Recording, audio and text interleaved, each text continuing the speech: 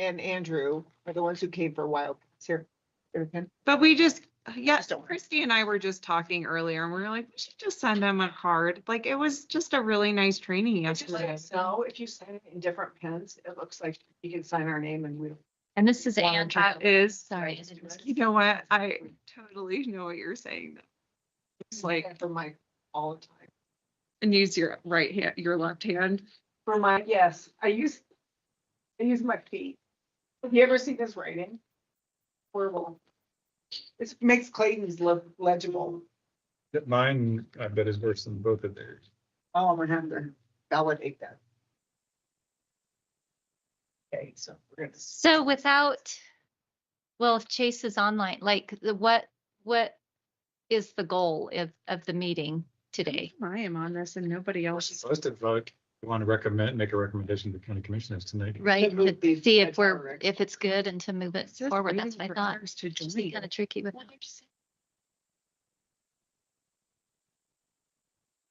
Weird. Why is it mine working? Great.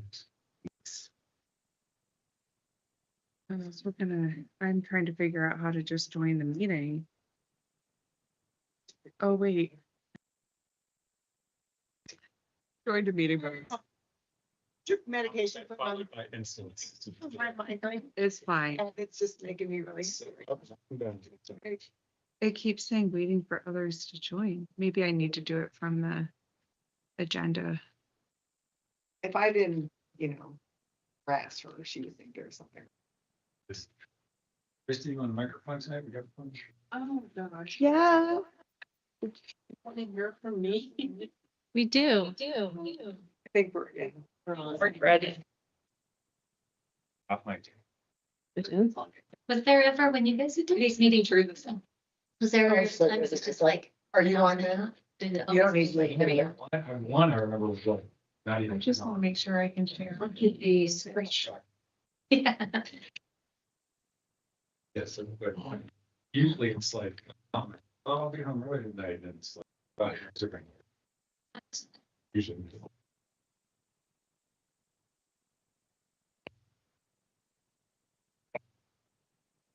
So I just need to turn on your mic, right? Or, well, you can, I guess. It says you're on here.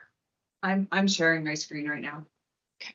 And then I will also start a recording on here in a second. You guys get some of that new snow up there, Chris? We did, yeah, we got quite a bit. I was Did you got spending some? quite a bit of time in the tractor going. We got some ranch too finally, And that and I hope wind. we get more. Oh, and the wind was terrible the other day. Yeah, although I Yesterday. think it's just, we've got so soft because it's been such a nice winter that it's like, oh, this is actually. That's what I thought too. Now this, you have to get used to winter again. Yeah. Yeah. And Just for like a month though. Probably got like 6 inches. Oh, wow. Do you ever go skiing, with Melanie over the winter? That was loud. Yeah, it is really loud. We can- I we don't can know if get I go- that- I that's go your mouth. skiing. I don't think so. I go around our ranch and I'll go up into the Wyoming range. I haven't gone. She comes out to my houses. You heard about her daughter, didn't you? Oh. She's okay, but she was Oh, yeah, yeah. goofy. She picked up a bacterial infection, was in Right ICU. before and she was going to. stuff. Yeah. They couldn't hardly get on top of it. Who's Addie? Is Right. Addie, yeah, pretty Yeah, touch and 'cause go. we were at lunch and she goes, well, I told her not to worry about it. And that day she was serious. She goes, well, you think she can, well, she'll be able to, because Thursday, I'm like, yeah. I was surprised when she They took, said to cancel their trip. no, No, she she's went. And then her daughter got life flighted. I'm recording the meeting Yeah. now. Like, oh no. What about the recorder? Are you gonna hit record on that? She's okay now. She's good now. Yeah, she's doing good. I mean, she's on this high dose. I turned it remember on, that so with it should be my father-in-law, you know, really high dose antibiotic for quite some time now to really try not that. Which then you gotta worry. It's like that rocephalin stuff is pretty intense. He's also really dangerous for brain cherry. I know, Clay, I mean, not Clay. Jeez. Did you want to say Eric? Did you just call me Clay?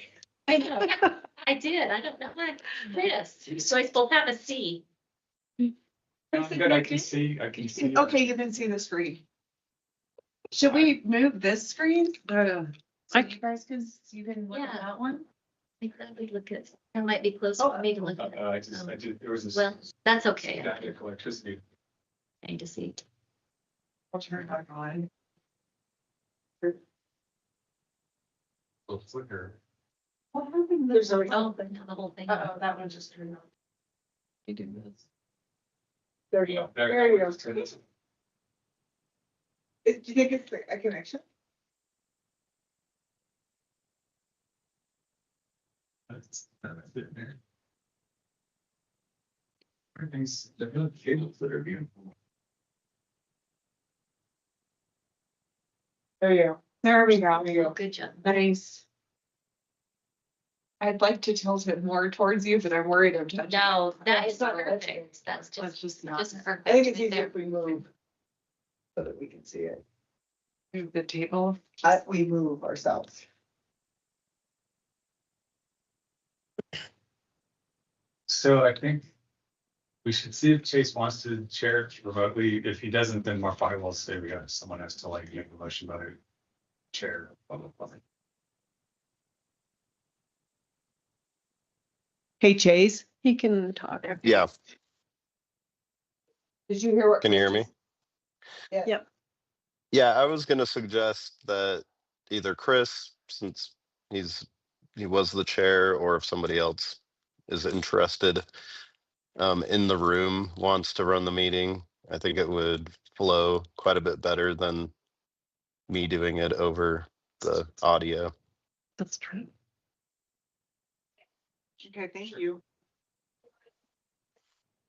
So, So if someone makes nominations. so if I just make a motion, That's what I'm doing. for Chris to be the chair of tonight's meeting. And then I second it. So then all those in favor. I, I, Aye. All right, so I guess let's convene the meeting at 6:09 PM of Sublette County Planning and Zoning Commission on February 19th. First order of business is to approve January 15. roll call. Oh, sorry, first order of business is roll call. You should share this thing. I just read. I'll start. Chris Lisenik, present. Goodrich Espenscheid, present. Jamie Crossan, present.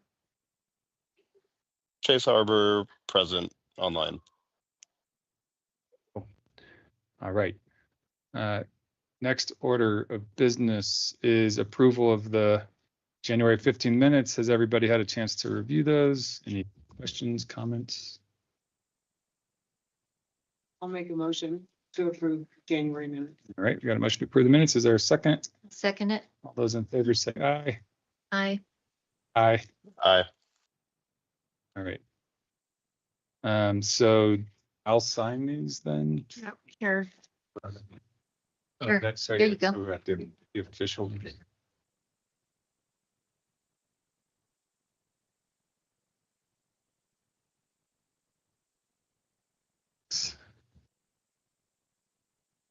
All right. Yeah, I'm guessing that we only have one item of business tonight, don't we? you got it? Other than that, yeah. So the next item of business on our main business tonight is tower regulations. Haley, do you want to just kind of explain where we're at with that and what the latest and greatest is that we have in front of us? That. Thank you. Thanks, Chris. Anytime. Okay, so in front of us, I guess just our overall goal for tonight, looking at the agenda, there is a proposed timeline, and we are at Thursday, February 19th. The goal is to do final review, any final comments, and then make a recommendation to the county commissioners. The recommendation will be presented. If something does come about tonight, if a motion is made, it would be presented to them at the March 3rd meeting. I did briefly talk to Clayton today about what happens if we're going through this and there are changes that need to be made. Mm, I am able to make changes and then present it to them and explain to the commissioners what the changes are. So if there do need to be things that are changed, even like beyond this meeting, like if we're noticing things that just we didn't talk about, but maybe are minor changes, he said it would just be like through the commissioners. And if we do need to recess the meeting, say like everyone just starts to get tired, we're not really all the way through, we can recess this meeting and then continue it at another time before March 3rd. let's just knock it out tonight. Hopefully we can I knock agree. this out tonight. I Thank think this was more the me precious. panicking, trying to do like this last minute review and not feeling, I just felt like I didn't get quite as much time as I wanted to today to review everything. But we do have all the compiled comments. Thank you everyone for your comments. I did do some reformatting. So in front of you, we have a document with track changes and comments turned on. That is with the new formatting. So pages just don't all the way line up with exactly what's presented in the agenda, but the content is the same.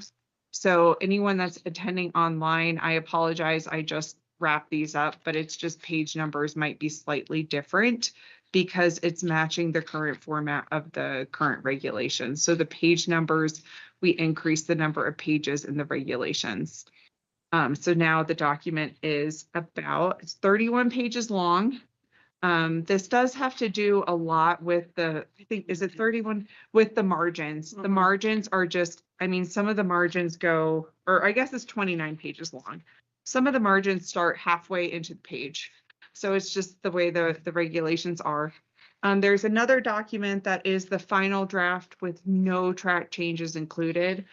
After I printed this, I noticed there are some cross references where it says no reference found.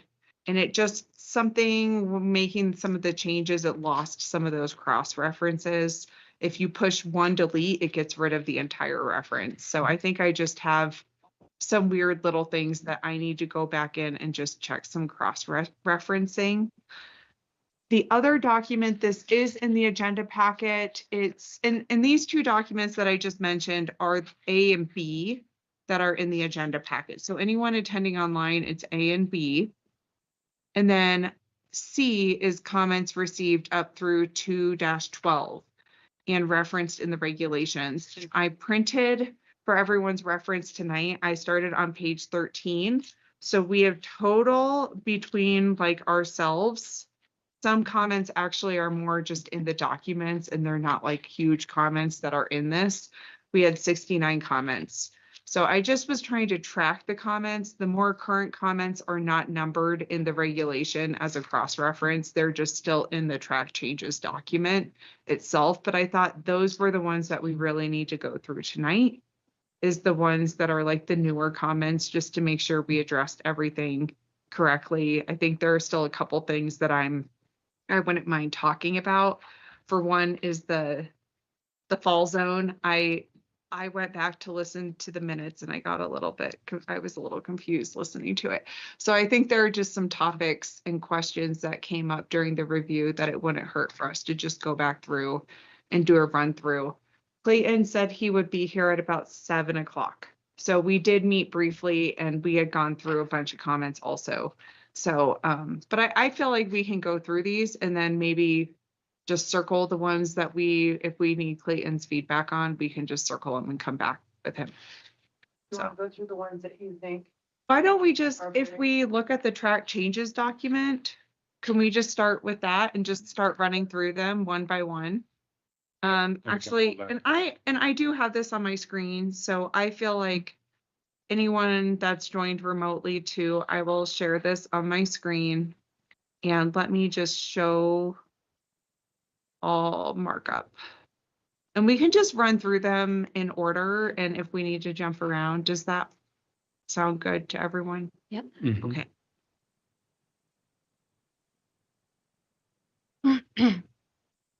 Okay, so the first one was the fall zone. And I feel like the fall zone, we had talked about there was a spot when we talked about it being 110%, but then when I went back and looked at this, I had added in 150%. And I think just looking at some of this wording, the fall zone shall be measured horizontally from the base of the facility and shall be equal to the greater of the following. But I was like, should it be the lesser of the following?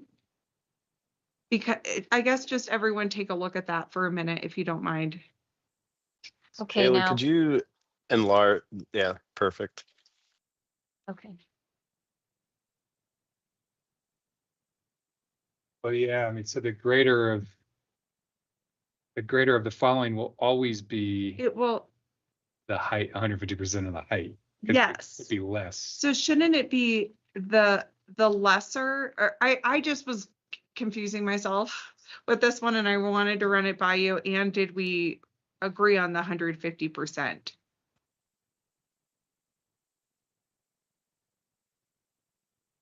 Well, yeah, that was confusing because I know in some of my notes I had the You- 110. And I then just, we mentioned 110% later on. so I wasn't. And sure. I just was like, well, and my notes did have 150% written down, but then I was like, this isn't.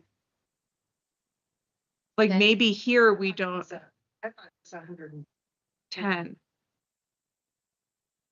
for the height, not one, but you think it was 150 for the height? No, I thought I put in the 150. She thought it was 110 also. So I was like, I think I may have been mistaken about this, but I'm wondering if the fall zone. I mean, I can change this to 110%, but I think this would also be, it would be the, Or do we have to say lesser or greater? Could we just say shall be like one of the following? I know, I was, Because we don't care. Shall be means if it's, I mean, we wouldn't care if someone said the fall zone is going to be 150% of the height, even though the collapsible area is less than that. And this says they have to do it. If we say shall be less, the lesser of, then they have to do the, right. which I think we should just say shall be one of the following. Yeah, I agree with one of the following. I don't like the be equal language. Okay. Oh, wait, I gotta, hold on a sec. To turn on the chart changes. You know what, I'm going to. Well, I am sorry, guys. Give me 1 second. Yeah. I'm going to No. resave this document as a new document so that. You can have 20 and. I also had 110% in my mind, but I don't remember. I mean, I know we talked about a lot of possibilities there. It just seemed like we wanted it to be, some percentage bigger than Yes. the actual structure or the, engineered ball zone, I guess. There's one engineer in this room. What's the engineer's name?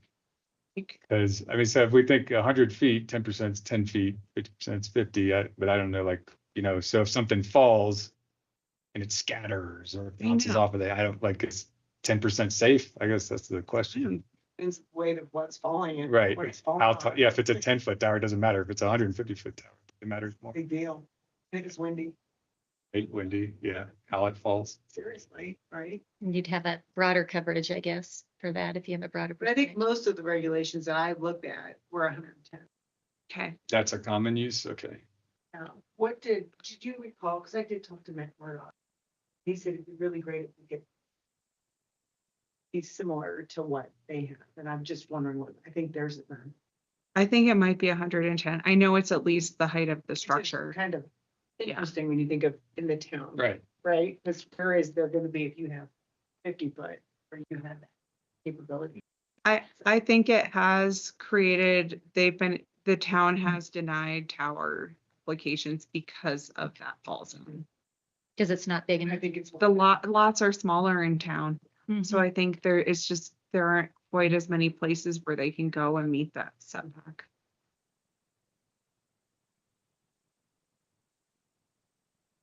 I don't know if I'm good with either, but would wonder what someone who actually knows how these things fall would say about the safety of it. Okay, and then it was horizontal from the base of the facility and be equal to one of the following?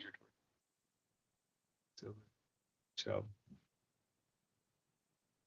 But be one of the following is what it equal.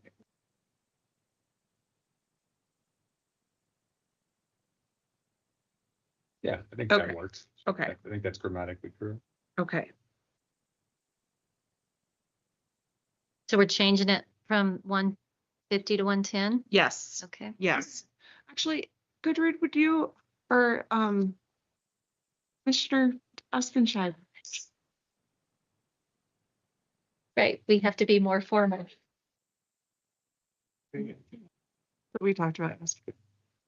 Would you mind maybe marking on a piece of paper the notes that we're changing? Sure. Just so I have like a cross-reference of this also. I think that would be helpful to have a cross-reference. like, Okay, in- just like right here. That would be, I think Okay. that would be perfect. Yes. Okay. Thank you.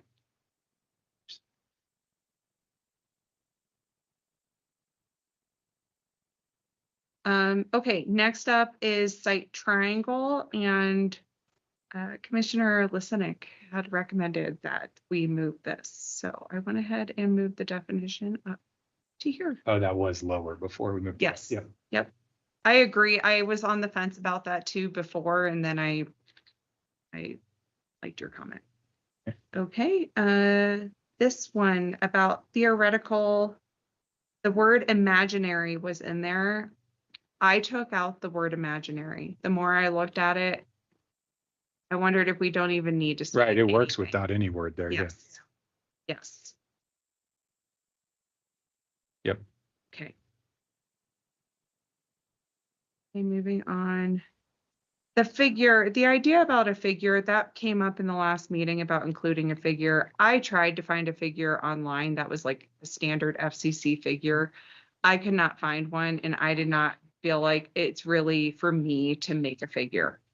So You asked Susan, 'cause I that's where did. got the definition from, and she had. I did, and I couldn't find one that was like that was really a good one. So that's where I was like, I just worked on the definition more rather than trying to include a. I think the definition is fine. Okay. Next. Okay. Where are we? Okay. Thank you for the comments about the formatting too with the section numbers. I think that we'll need to do another additional run through just with all cross references, because now that some of the numbering has changed a little bit, I think that's something, just checking all the bulleting and the ABCs and, 1, 2, 3s, make sure we're all good there. So this is a new section. This should be number 7. I have been having a heck of a time adding the number 7. Every time right here, this will be a number 7. I reached out to Road and Bridge after the last meeting and to the fire department about the access, and they both were okay about the access having not necessarily that defined driveway to meet our development standards. The fire department did come back and they recommended that any tower that is within that high wildfire hazard any area, that we have additional requirements, or just, that they really should design this safely to prevent it from possibly catching on fire. And I thought that was a good idea. So I just went ahead and added this number 7 in here. And the reason it says proposed within the area identified as high, middle, or highest wildfire hazard, that is how it's identified on the GIS, is high, middle, and highest. So we all agree, Shad and I talked about it, and we agree the wording is a little bit funky, but that's just the hierarchy that's on there. Okay. Okay. Good me. Okay, this was the other part about the fall zone. And I think now we might be good. Because this says the tower to structure separation, no other tower or structure may exist or built within 100% of the fall zone. So that fall zone already includes that extra buffer. Right. Does that answer your question about your comment, Goodrid, about that? Okay, now I think we are equal to the 110% because the fall zone defines it as 110%. Okay. Can I ask a question? It's a little bit, I think I might be misunderstanding. It seems to me though that it's a little bit contradictory possibly because it says no, it can't be built within 100% of the fall zone. The fall zone is defined as isn't it defined as the collapsible area, or what is the fall zone defined as? An area surrounding a wireless. Should we just say within the fall zone? That's what it seems. Yeah, the second And sentence then seems. take out the part about the smaller, because we already defined the smaller, the engineer design. Right, because the fall zone in its definition accounts for the collapse You're right. zone or whatever, how it collapses or whatever. Within the fall zone, period. Period, I think. Yeah. Okay. Good catch. And then take the The rest of rest it out. Yep. Okay, good. Okay. Okay. Okay, continuing on.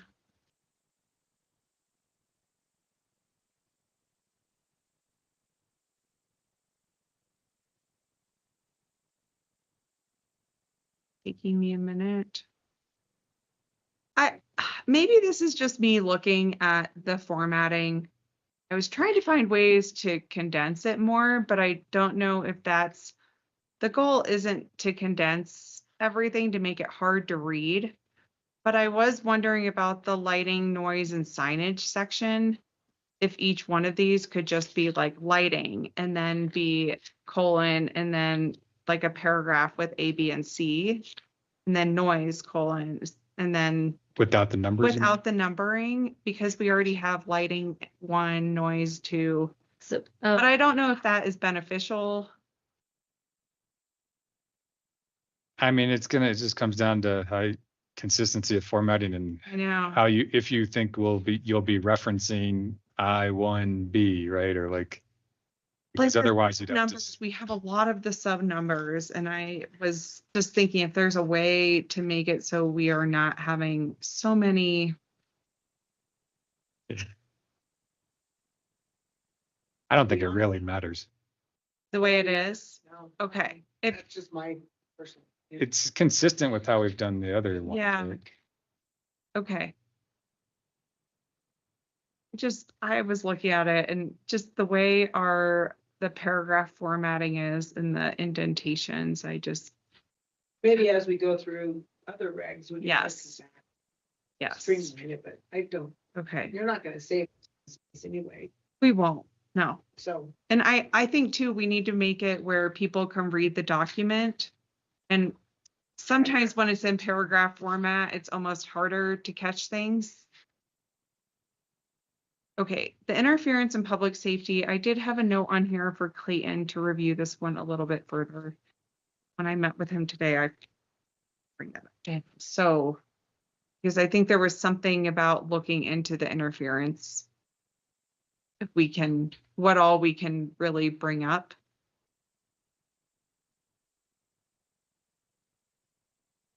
So hopefully that's an area that we can, Yes. but that might be an area that doesn't get resolved. That might be something that needs to be addressed before the commissioners. So let's keep a little catalog of things that fall into that in case we have to make a motion to approve and pending resolution of blah, blah, blah. Would you or whatever. keep that Sure. list? Okay, thank you. So what is this? This is J interfere. Yep.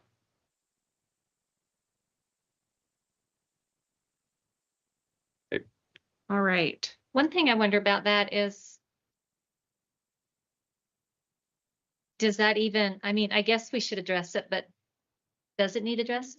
I mean, if it's FCC stuff, like if we want to shorten it, that might be something we just take out.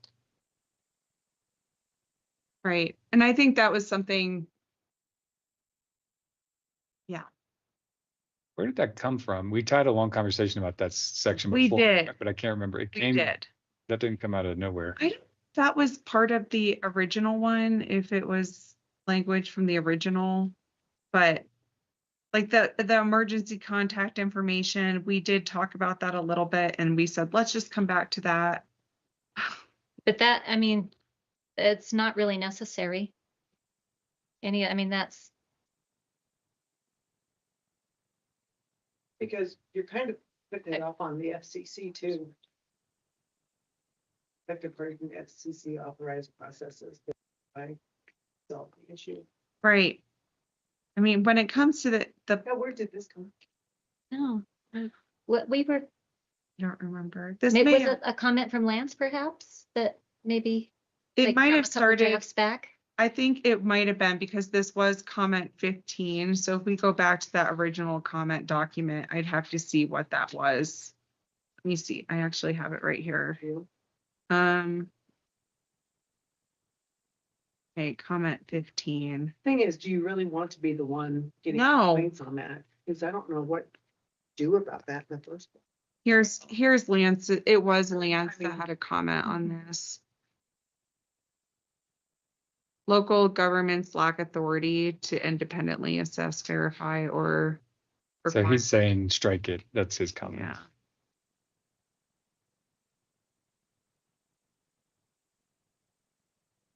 Well, I mean, I don't think it puts the power in planning administrator's hands. It puts it in the county's hands. The county commissioners could say, hey, we need you to work with us on resolving So this it's thing, just blah, through blah, the blah. complaint process.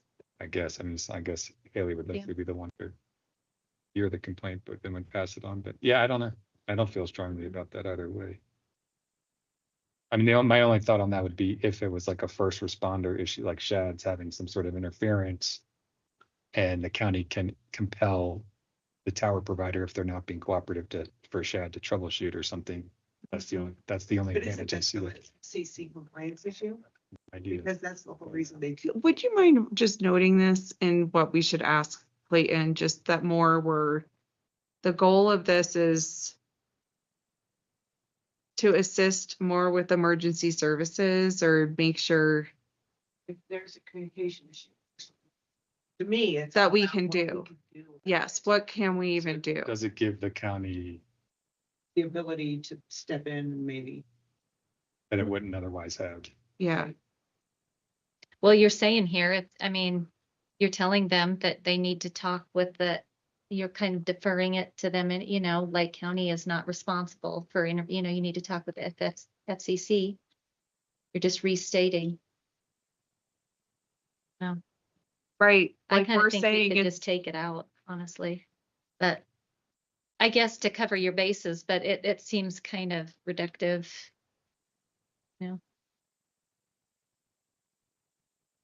Well, let's ask Clayton when he gets here, but okay. Okay. All right, next. if we find ourselves desperate to make a recommendation, we can just strike it for.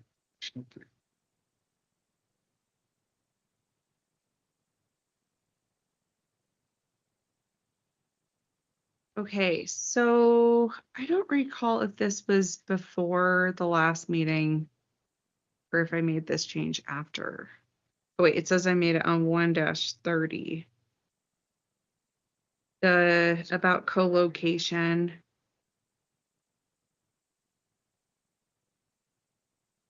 I'm sorry, I'm in co-location and siting hierarchy. Okay. And then number two, all those bullets, I think these were added to give more of the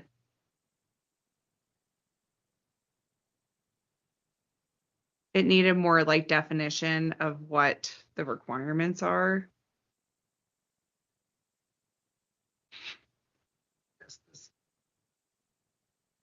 Because whether to. Patient, how do you go about doing that? Page are we on?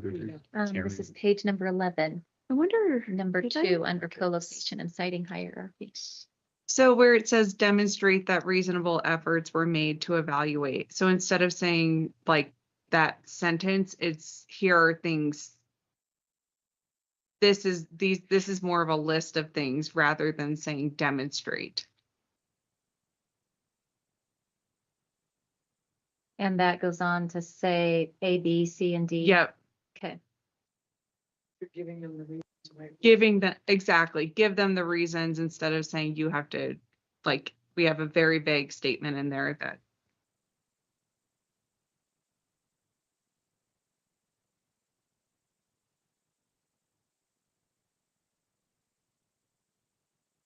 And so what was your question? I with just that? wanted to bring, I don't have a question, it's just Okay, new. that's That's, okay, yeah. sorry, that's just new. Okay. Okay. Are there any questions about that?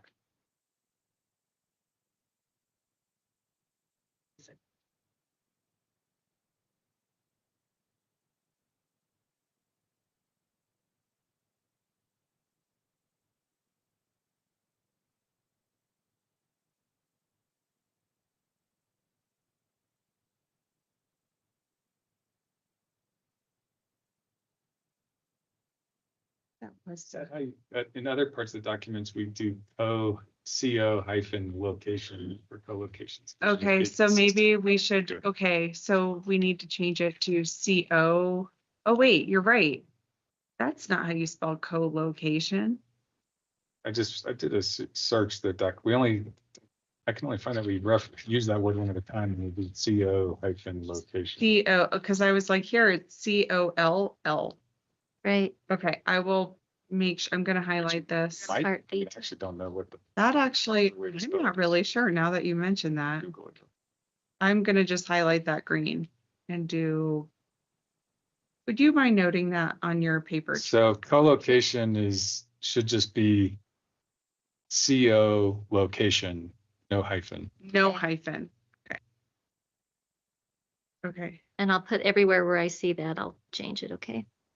I can do a Control F, hopefully. I think there's only one place we use. Oh, I found it. Number again. 4 too down there, it also does. It's weird. Reads really well. Trying to read the rest of that. I didn't have an opportunity. And it got what you had.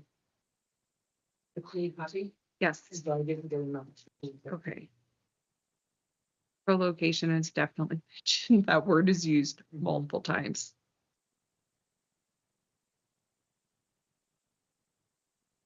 Okay. Then there are some comments. Are we ready to move on or do you want a minute? No, I'm good. There are some questions about the formatting. Those have been addressed. I believe all of those have been addressed.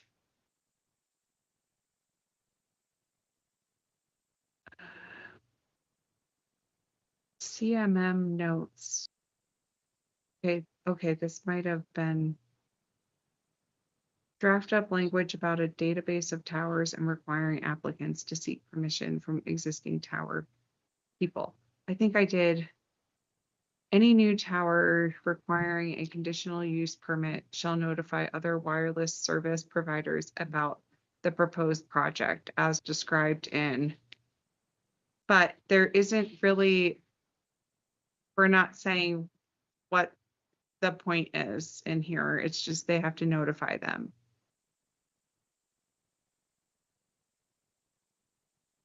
Sorry, I'm just catching up to it.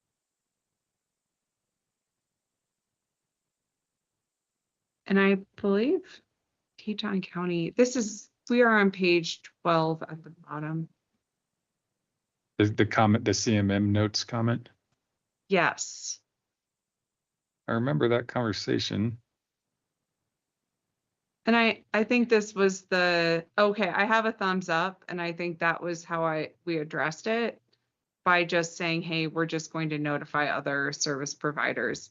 But I'm like, what are we notifying them, that we want them to co-locate on this tower or that they want to co-locate on their tower?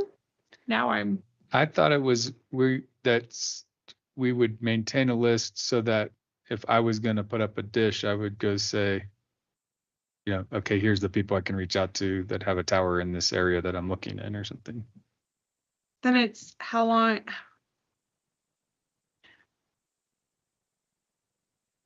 I think this one though is more about a new tower. Is it asking other people if they want to co-locate on their tower before they build it?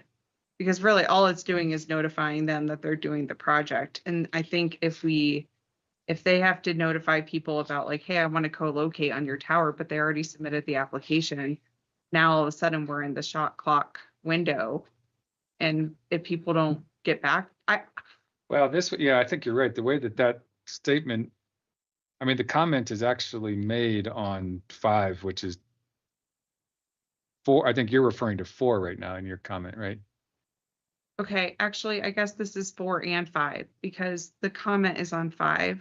Maybe I need to So the read way I 4. read 4 is that since this is under general design standards, right? Like basically like you should design a tower, we're encouraging you to create space for others to be able to co-locate on. That's how I read 4. Right. Me too. That's how I read 4, but now I'm not sure how to read 5. That's the one where I'm like, what is the point of notifying? So we're saying, yeah, so that the way that I read now is like, I want to put up a tower, so I need to put out notice to all these people that have towers that I'm doing that so that they can reach out to me and say, hey, you. I guess I just don't know what the goal Yeah, is with the right. notice on 5. New tower recording.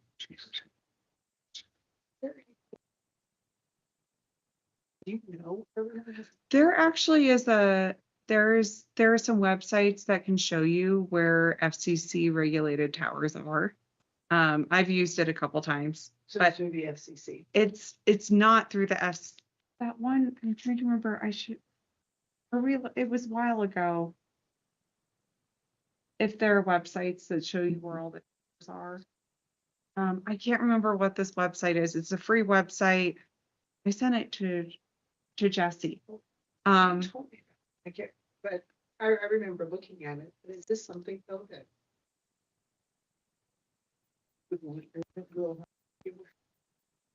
But this is being specific to conditional use permit. Yes. So that's why you But stated. like, that- what are we? Yeah. But do we have anywhere else like that they, like in their application? I have some recollection that we say like that they've demonstrated that they have sought out alternatives or things like that. That's what I thought. So is that maybe redundant with what we're trying to do in 5? I mean, I would think in 5, what we really want to say is you should reach out to people that have towers and see if you can co-locate. And if you can't, Yes. like before you come to us to build a tower, do some level of diligence to see if you can co-locate. Which was stated in L2, A, B, C, and D. So do we So need? then maybe this? we can just strike. You that. could probably just strike that. Okay, I would- because I the more I read this, I am confused of what we're asking them to do. Yeah, I think we could just strike that. Also, 4 seems redundant with 3 because we say all new towers shall be designed with sufficient structural capacity to accommodate additional antennas and equipment from at least one additional provider unless blah, blah, blah. 4 seems to say the same thing. Providers are encouraged to allow co-location on existing macro towers and support structures where structural capacity and physical space are available. Yeah. Are those saying the same thing or is there enough difference between those things? I don't know. It's really. So similar. C is saying if it's a new tower, it needs to be designed for at least one additional provider. Sorry, I'm talking about 3 versus 4. I mean, 3. Okay. 3 is saying it has to be designed for at least one additional provider, and 4 is They're just encouraged to allow. encouraging. Yeah.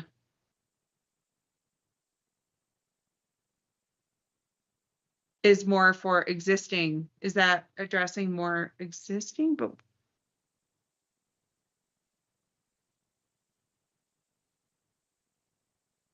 we already Well, maybe you talked should about do- that on 1A. They're encouraged to locate on existing towers. Like, do we need that? You're right. Do we need 4? I don't think you do. I think we should strike it. Yeah, I don't think we need it. I think we get our message across with 3. I Okay. agree.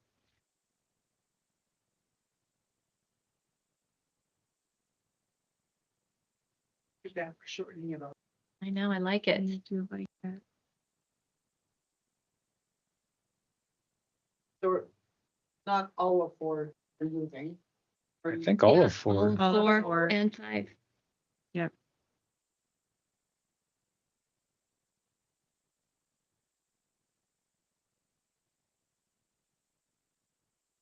Permit requirements by facility type. Comments.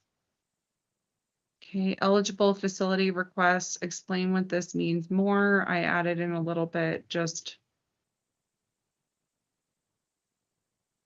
about that don't result in substantial change. We have a definition also for eligible facility Yeah. requests, so. And they can go to the reference document to read it To really me, in depth I about it. think if someone's coming in and applying for one of these, They know what it is. I really hope they know Yeah. what they're doing. Like, that's my hope, is that I'm not having to be the one to Right. tell them that anything related to FCC, like, If Right. you do, just let us know.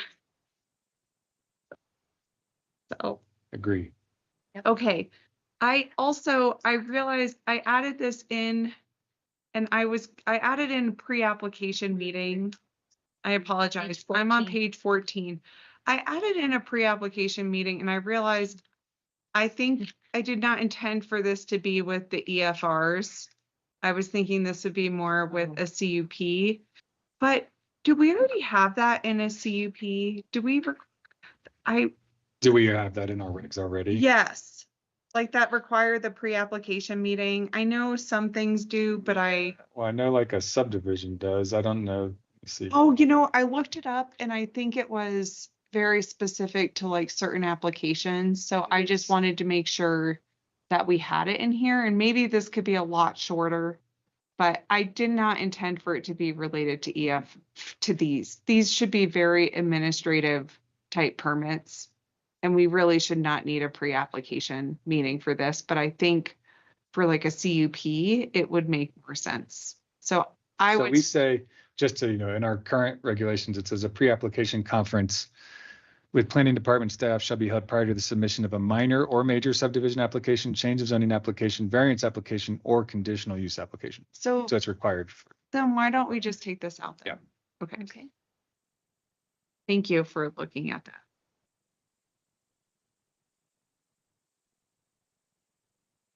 So then you would take out that sentence before it, required. I submittals took include. out that entire pre-application meeting section, So all of it. all of A. I took that whole thing out. Okay.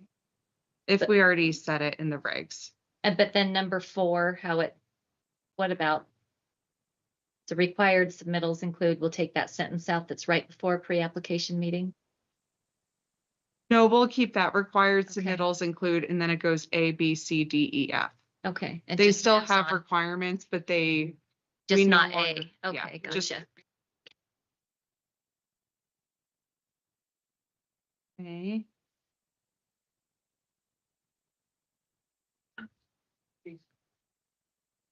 Oh, yeah. Is Chase still on? I, He said he might have to run off for a second and come back. He left right after he did roll call. He's like, mute. See you. And oh wait, I I did. heard hide nor hair of him. Drinking a beer. Okay, let's keep on going. Okay, there is a comment, Chris has a comment about additional language may be permitted. I went ahead and added that. And then. Okay, so Clayton, A, come join us. Some upset up here? Yeah, sure. Want to sit betwixt us? Hell no. Nobody does. Sit in that chair, let me farts in it. Just kidding. I switched it with this one. This has a big old lump. I missed you yesterday. I missed being with you all yesterday. You missed good food. the food was really good. Yeah, we didn't get food to the one we went to. You're with the wrong group. Okay. Chris, you had a comment about and not exceed the maximum allowable height for the zone district. I didn't change this because, or did I? I thought we already mentioned this somewhere. So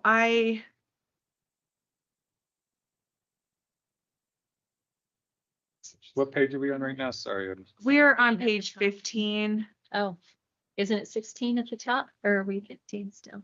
15 small wireless facility permit process. I thought we already said that you can't exceed the height somewhere else. So I just was like, do we really need to? Okay, if that's true, then yeah. It is. Now I'm not sure where.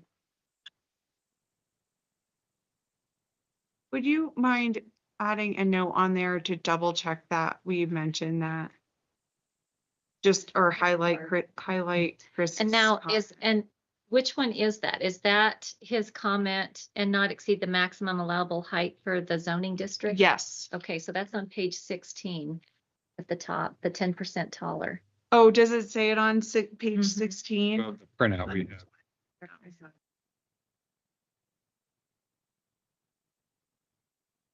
Let's see if I mentioned it in this.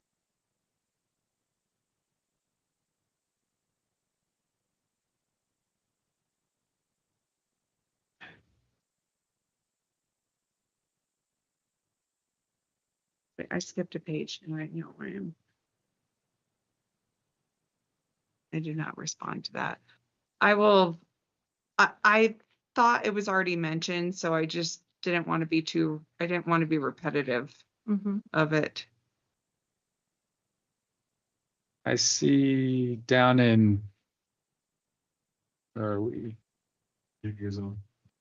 16 at the top there. I wonder if it's in section 3. Or is it down beneath? If you go down to D, it says small wireless facilities shall not exceed after like the red track changes text. Small wireless facilities shall not exceed the maximum height permitted in the applicable zoning district. Yeah. So is that what you're referring to? Sorry, where? So if the comment is under permit types section A, if you go to permit type section D, Okay. and then there's some track changes, red text, compliance with the regulations would prevent the facility. After that, it says small wireless facilities should not exceed the maximum height permitted in the applicable zoning district. Yes. So does 3A refer to only, is this all small wireless or is that every permit of any type? Maybe we should move that from D up to there.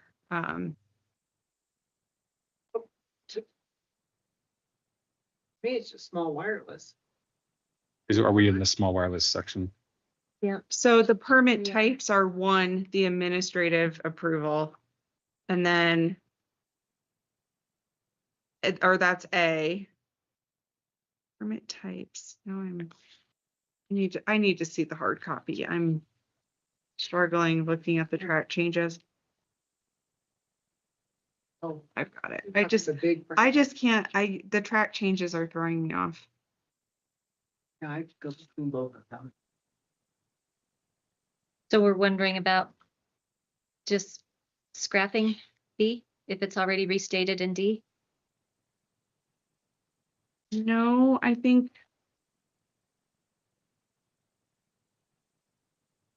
B talks about the maximum facility envelope.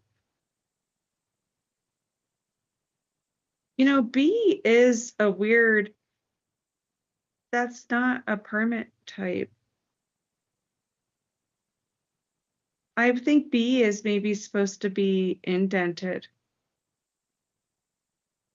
It's supposed to be number 4. I think it's supposed to be number 4. Because yes, I think B is supposed to be number 4 because A is administrative approval, B is conditional use, and then.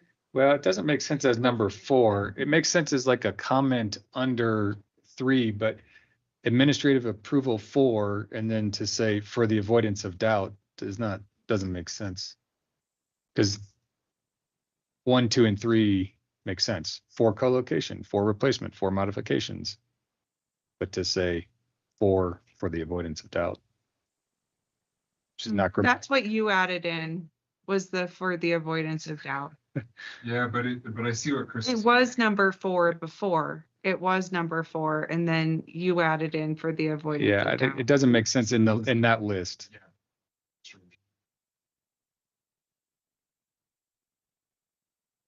It's just a comment about. I think it's meant to be part of the administrative approval, though. the administrative approval permit. So you- So this is something that administrator would utilize when being number 2 or 3. right. Yes. So this would be guidance for administrator for all intents. Well, but it's creating clarity for the applicant too. To me, it's just it just lives under A. It's not part of the list. It's a comment that's it's at the same level as administrative approval are required for. So that's number 2 or I would just put it as text, it's plain text. So don't even give it a bullet number. It's not a I would bullet Put it number. at the same indentation It's as, an indentation under. Same way, under conditional use permit for facility. It's the same way. Okay.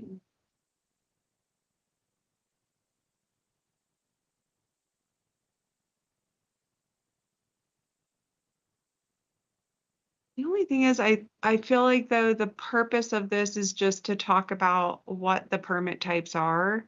yeah, And then later on, we talk about the permit requirements. So I'm like,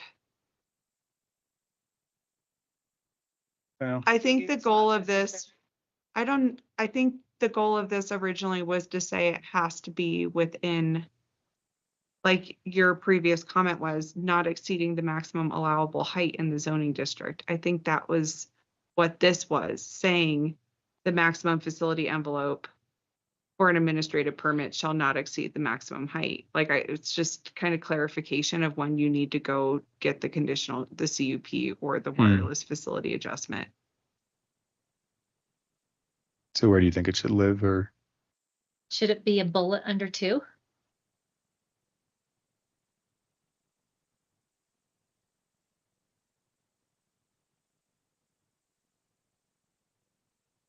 You know, 2 says replacement of existing pole with a new pole no more than 10% taller.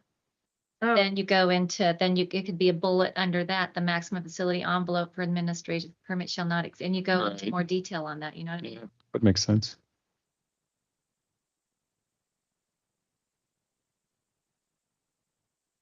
Or if you really just want it to be a list of permit types, then just take out no more than 10% taller and take out the text that we're talking about. Because if it's really just a permit type replacement of an existing pole with a new pole, period, then we don't even have to get into the whole. Conditional use stuff.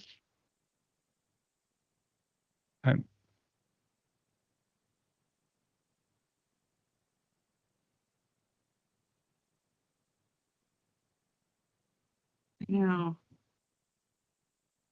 I think we should take it out because we already kind of talk about,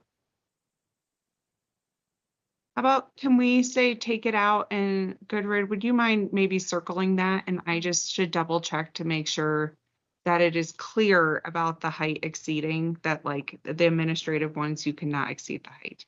And I think we talk about that in the general design requirements. Yeah. But I will take it out for right now. Okay. All of that is coming out. Do we want to go back to the thing we said we were going to ask Clayton about?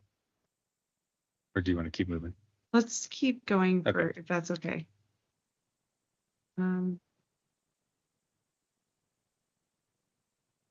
then.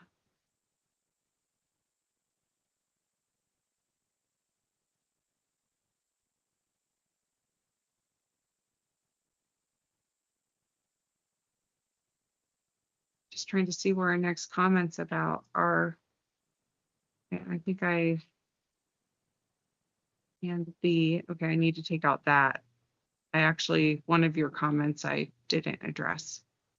Turning the shall into the may. I did the shall to the may, but I didn't do the that to the. So I just did that. Done. It's a shell to the may to. Okay, and then, okay, next, the 4 viewpoints. This, to me, my original thought, there's no reason why it's 4, but I was thinking north, south, east, west. That's what I figured. So 4 different vantage points versus like, but we're not specific in saying that, but I That's, I think, just the benefit of having 4 is that you can see it from, And what page is that? I lost track of where you're at. What page are we on now? that's on page It's 18. 18 of the track changes document. Oh, got it. Okay, yeah. And that was just one of your comments as far as why 4, and I'm, if you want less, or if you guys want something different in there. I just, my only comment was that is, I mean, is it gonna make that much of a difference having 4 different, north, south, east, west? I mean, if you have 2 or 3 different viewpoints can kind of project different, I don't know. I don't care about that. I was just wondering, sometimes those kind of regulations can be kind of cumbersome if you have to. Yeah, I mean, I don't know, it is helpful to see all directions, but I think that if we do want that, we should probably say something about north, south, east, west as opposed to 4, because it could move 2 feet, take a picture, 2 feet, take a picture, right? Or degrees. Just say that. Cardinal direction.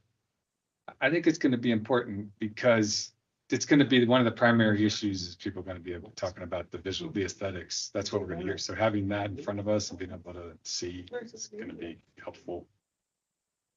Okay. Cardinal directions, is that what you said? Asked him, what is that? That says red birds. Yeah, which direction they're going. I mean, do we want it to be that specific? Or you can just even say from all directions, visual analysis or photo simulation showing the proposed tower from all directions. The map show, or like you say, cardinal directions with a map showing the viewpoint location. I like all directions. Yeah, that's actually,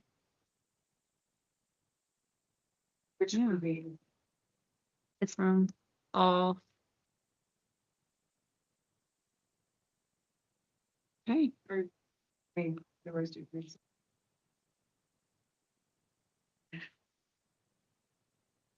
Oh, is that defined enough? It's pretty self-explanatory, I think, don't you? I think it works.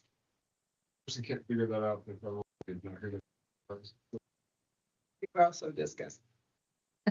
we have discussed that where it's like, if I better not be the one explaining them the FCC regulations. That would be really bad for everyone. Okay, we're just moving through the general comments. Yes, Okay. we're going through Okay. and we are on page 19. You guys go. Oh, wait. And I think this was, Chris, this was your comment specifically. Permitted, which I think you mean you can get a permit. And I- So, Yep, and I did go ahead and change that, and I think one of your comments about the macro towers in residential versus A1, and just wanted to bring up that conversation again, because right now, and I added in this, if within a rural residential zoning district, a primary use must be established on the property, just so this is not going to be the primary use if it is residential. Yeah, so, But your point about the A1 zoning and no ag. right, I mean, my general sentiment is I don't think we should have it in rural residential, but if I would like to say we don't have it in rural residential, period. Or if we do go rural residential, I think we should be at parity with A1 and say rural residential lots no smaller than 35 acres. Now, can you explain why not? I'd like to hear your why. Why? 'Cause I don't think a macro tower is what's the right word?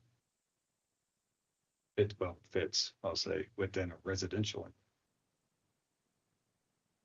Like I thought a lot about this because I think it's difficult. Like I thought, we say that other types of towers can be that are permitted in residential, which I think makes sense. And here I think back to like the Bargerville one we did, where everybody in the community wanted that tower and it got everybody service, and that's a good thing. But so I'm not against any tower, but macro tower just feels like that's a huge thing right in the middle of a residential. Well, they should be able to do it outside the residential area because it's a macro town. But we're allowing them to. So I mean, are we allowing them to? the other thing I want to just remind you is a macro tower is anything over 50 feet. So we don't distinguish any other height besides 50 feet and less and 50 feet and more. So it's like maybe there could be something, if it is residential, it can't exceed a certain height, or I don't know. That's the macro town. But that's, I gotta hear where Chris is at with this one, and I'm wondering if. Jerry. I'm actually pulling up the GIS too. Reality, when you're looking at the zoning, if you're getting reach, if you have to put a tower in residential in order to get your reach, you're in a very unique spot. Yeah. Like there's a lot of areas that are around that also. That's what I'm saying, because you're. You slap it in that A1 right above that cluster, it's gonna hit everything that you need. It's macro tower. Look how far the 150-foot tower they wanted to put big money. Saw how far that reached. She wasn't here for that, so that one's not. Must be a 10-mile radius, right? That's what I'm saying. So, no need is. Good piece to it is if you are going to put in rural residential, you need to have, so you have your minimum 10 acre lot. Reality is you're gonna have a hell of a time getting a zone with a 10 acre lot in a primary use structure. And that's another question I have is on that one. That one's not making a whole lot of sense to me either, because then you're essentially requiring macro tower being next to a residence.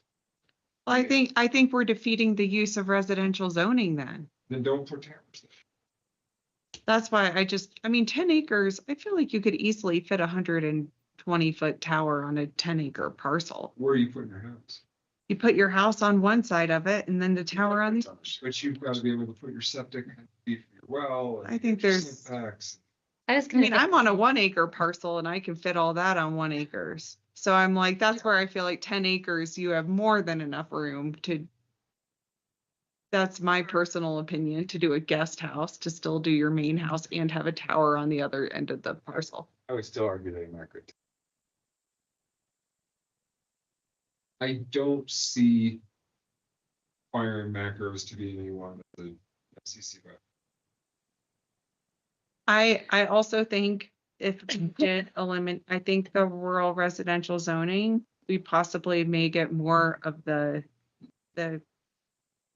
community input. You know, where it's someone that has more comments about it versus if it is an A1. If we're going to get a lot more neighbor comments if it's in rural residential. Yeah. Yes, on applications. Not what you were saying.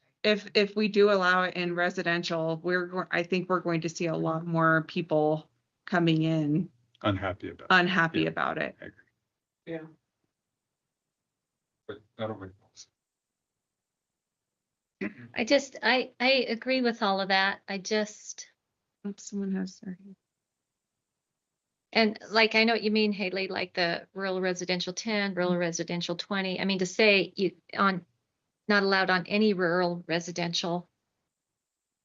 You know, I don't know if I want to kind of mandate that just because of different, I don't know, whatever, examples may come up. I don't know.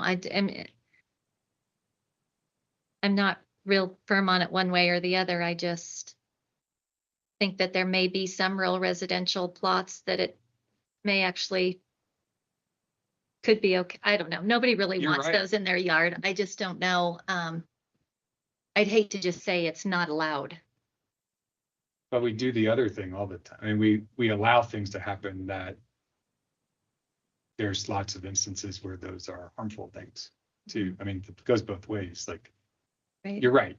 there's definitely rural residential lots where they will be totally fine.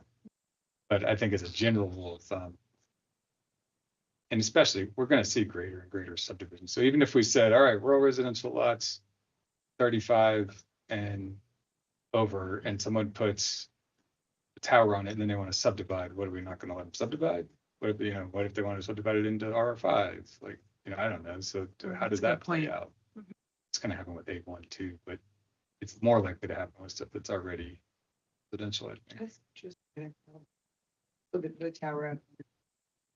And then.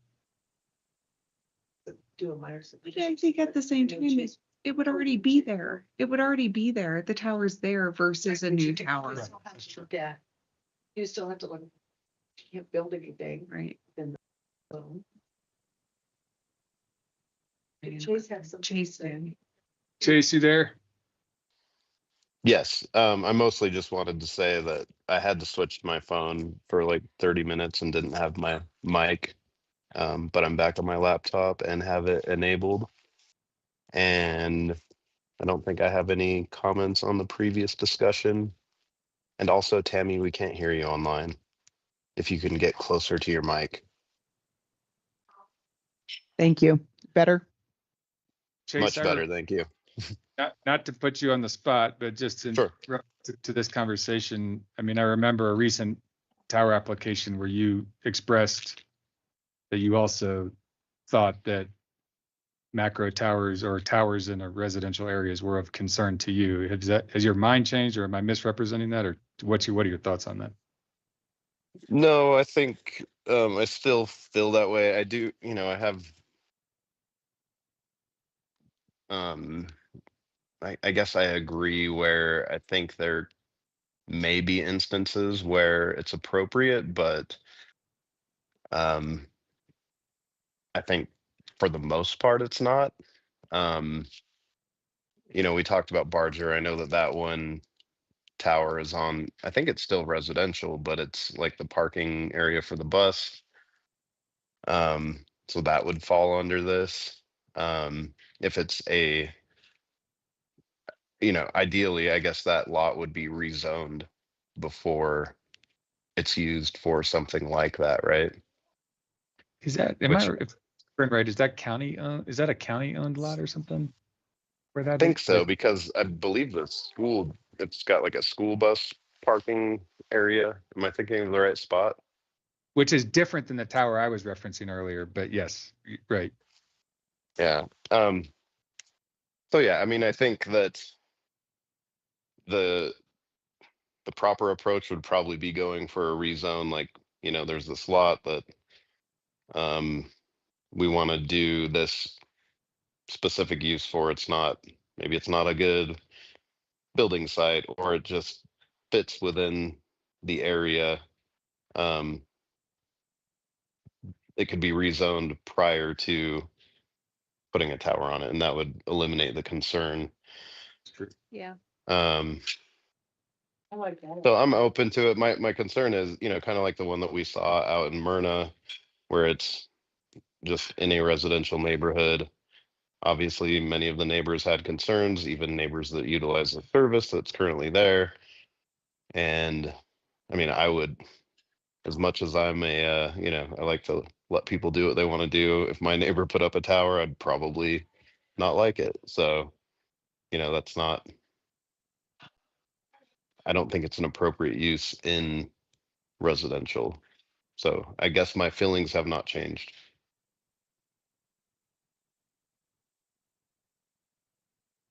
So do we have consensus that we say not residential, but it is allowed in A1 industrial? Oh, we have a list, right? It's like C1, CH1.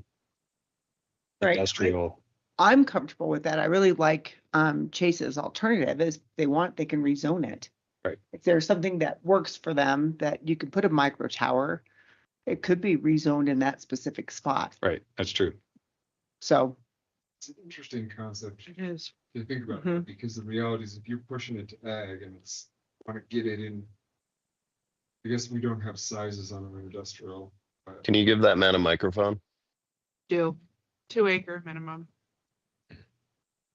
So I guess, so there would be a zone that would be an acceptable size to change, for discussion's sake, a 10-acre parcel into something that would house a tower.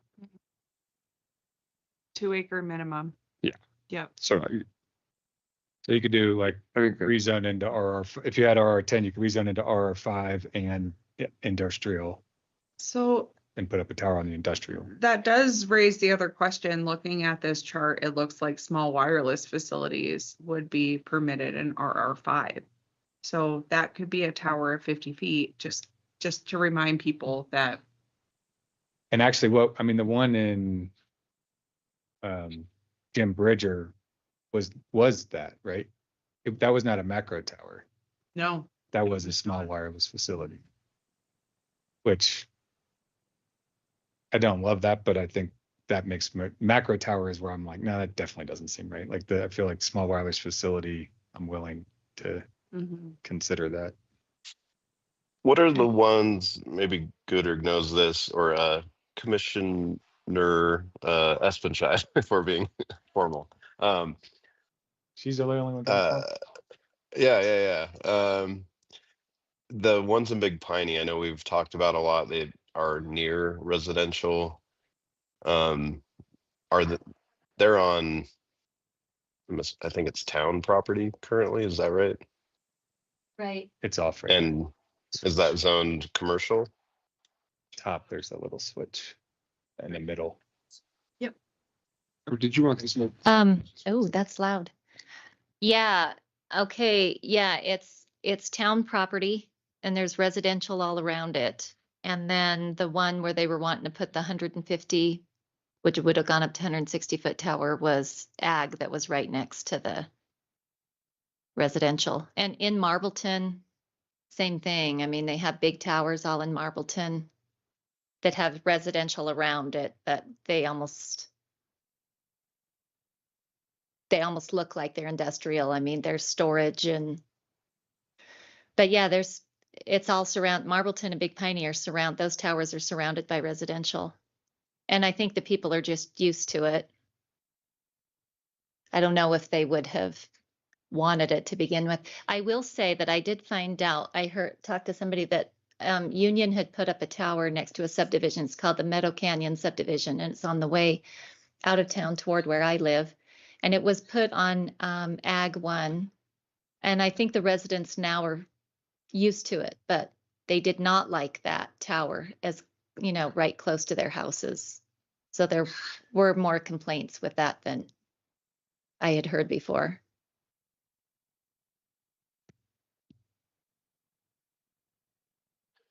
Yeah, and I guess, in my mind, I realize that especially with new technology, we're going to have instances where, existing neighborhoods are going to potentially have something nearby.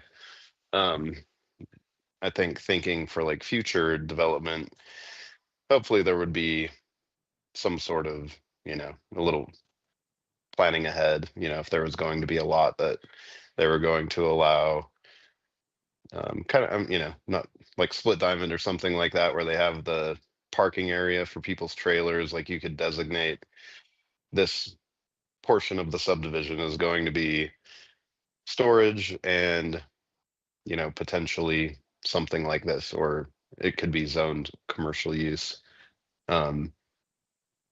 Also, I understand that just like the two towers up by the Mountain Man Museum, when they were going up, it seemed like it was a big deal. And now, I mean, I don't even notice them. And they do have a way of kind of disappearing over time once you get used to it. But I think initially we would have, some disappointed neighbors if something was going up in a neighborhood where the residences were already established. I think if it was something that was planned ahead of time with new development, it would be less of an issue because, they'd be aware of it, or it's there before you go and buy a piece and build in there. Yeah, and if it becomes a problem, I mean, if it's something that we're running up against over and over again, we can change the regulations. I mean, there's a Right. process, our regulations, right? You can- And Yeah. so I did go ahead and change it to the A1 commercial and industrial. Are there any other zone districts that these are all the zone districts that I took from the regs listed here? Just wanted to at least make sure we address them all. You gonna do light industrial?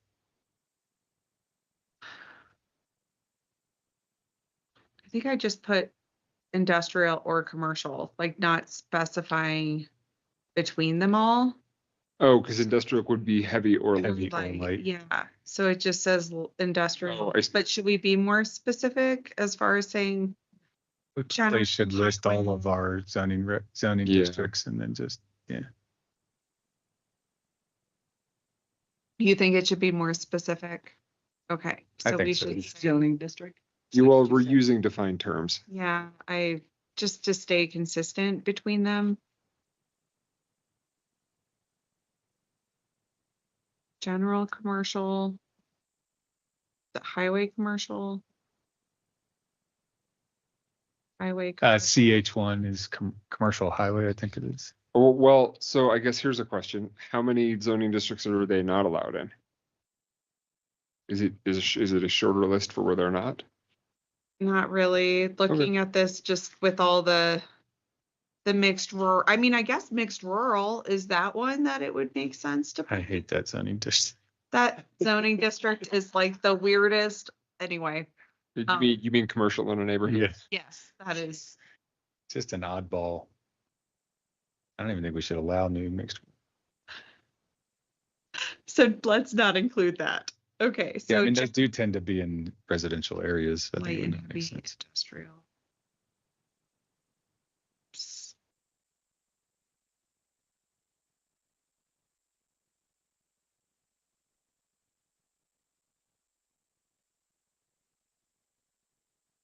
And the other thing about A1 zone districts that I wanted to bring up is non-conforming A1. Oh, I'm glad you said that. I was thinking about that earlier. Because we do have quite a few of A1 zone lots that are smaller than 35 acres. Yeah, like really small. How do we address that? I If think we should only say conform, like non-conforming A1 it should not, and conforming A1 zone districts or right, or, I don't know. or A1 zone districts of at least of 35 acres or more.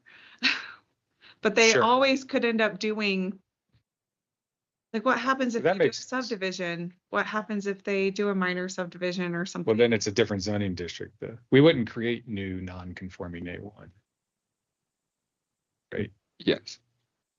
So in A1 zone districts with 35 acres or greater. of 35 acres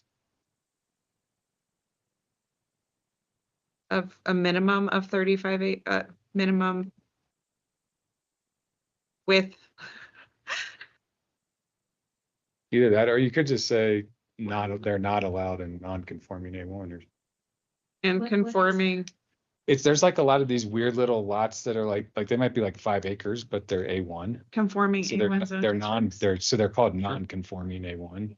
It's basically like, and in the new regs that we haven't passed yet, but we basically say, if you're non-conforming A1, you get treated like, if you're at 5 acre, you get treated like RR5 as far as setbacks and Mhm. everything. Because a lot of these things live in the middle of residential areas and stuff. They don't act like A1. So Yeah. they don't get all the rights that a regular conforming A1 would get. Yeah, so like on a 10 acre, you're not gonna be able to have a facility for fishing or hunting on a 10 acre A1.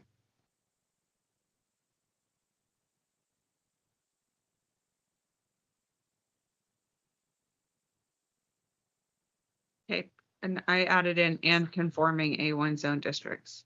Okay. This is slightly off top, or it's on topic, but it might derail us a little bit. I'm just thinking about the conversation we had at lunch with the family exemption.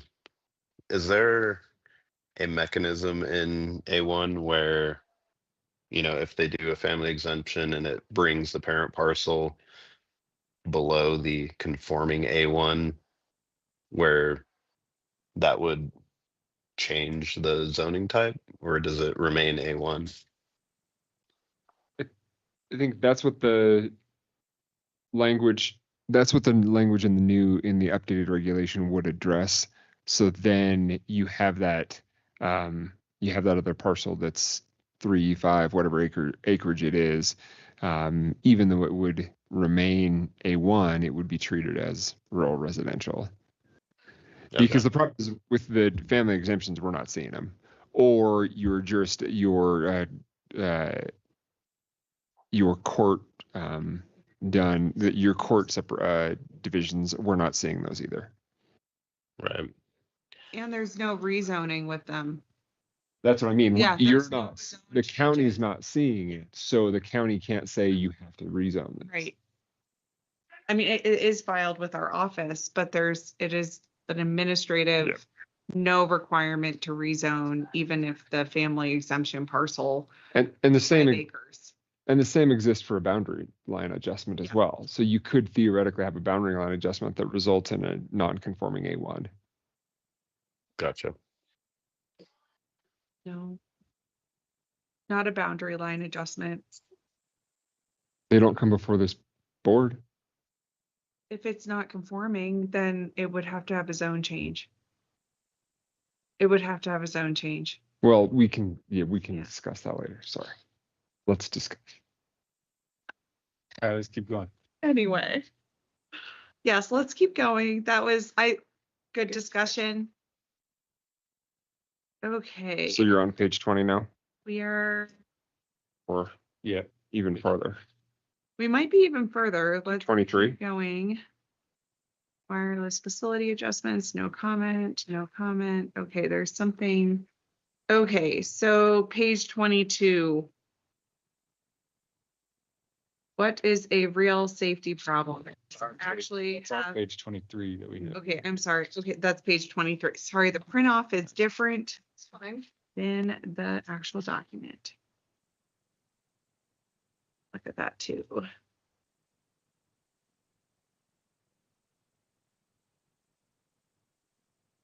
It looks like you changed the text, so instead of real safety problem, it says a demonstrable risk. Yep. Yeah.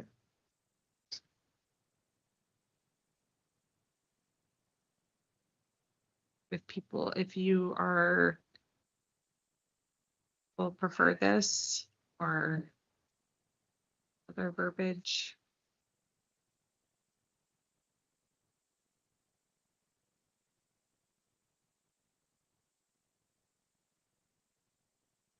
How do you feel about that language, Clayton?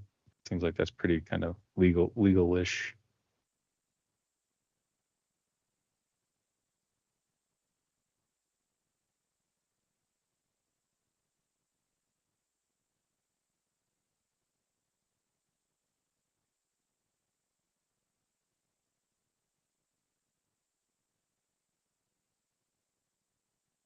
Yeah. I think it's fine. It's You're in a technical and it is very specific, but I think it's fine. It's understandable. very agreeable tonight. I'm just an agreeable guy, Chris. He wants this to be a Let's do pass it. tonight. All right. Cool. It makes you that comment makes me think that you think I'm not generally disagreeable. We're both of a certain type. It's fair. Open to if you guys want it changed, okay? You don't I have to like it. just, okay. I like it. I think it's good. Okay, next was, why did this get deleted? Oh, And yeah. this was something Clayton and I did talk a bit about this. And I do think we should come back to this too, because we do have, is it here or somewhere else in the regs where we talk about how the county P and Z, okay, number 7. That set on number 7, P and Z and the county commissioners can ask follow-up questions based off of the expert review. But really the only time it would have to be coming from the P and Z administrator to get an expert review. And there was thought that if P and Z or the county commissioners want the expert review, we may impact the shot clock. The one, just going back to that with the shot clock, macro towers, we have that in here. They're 180 days, aren't they? They're 150. Is this in here? They're 150, but I think there is a little bit of room. Oh, here it is. Okay. So shot clocks, small wireless facility co-location. Ooh, need to re-spell that one. 60 days. I actually might need to merge that with EFRs looking at this. Co-location, I think that's part of an EFR. Small wireless facility, new support structure is 90 days. Macro tower conditional use permit is 150 days.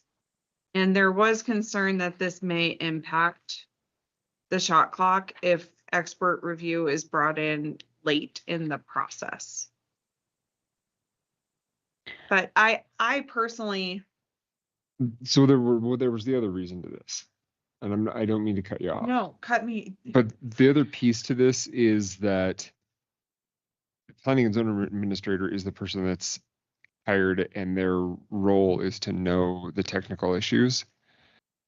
And so that's why it's like we're saying, hey, the planning and zoning administrator asks for assistance when they need it. I think it's probably more appropriate for that person with that expertise to be making that call rather than this body or the county commissioners. Yeah, I don't disagree with that. We've had the very real scenario happen on multiple occasions where we are presented with an application, and in fact, lots of questions do come up, and planning administrator Haley is great, almost perfect in my mind, but not perfect, right? She might miss something or just not think of something that comes up in an application, and it puts us in an unfortunate position where we have to make a recommendation without the information we need to, do our job diligently. That's my concern. But if shot clock's a concern, I think we just put that as a controlling parameter around it, like that that doesn't mean, obviously we can't miss the shot clock. We have to do that. So that gets priority number one. But if we can meet the shot clock and we can get the information we need to get the application through in time, why wouldn't we?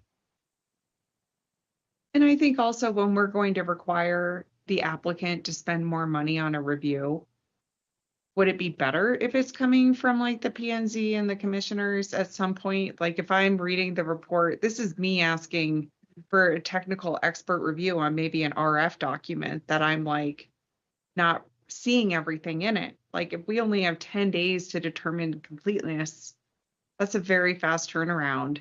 And I have a little bit of concern too, where it's like, maybe I'm not fully understanding the report. Should it always be required then to have a third party review? To me, I'm almost like that's, do it all with this. I don't think we always need to, but it does.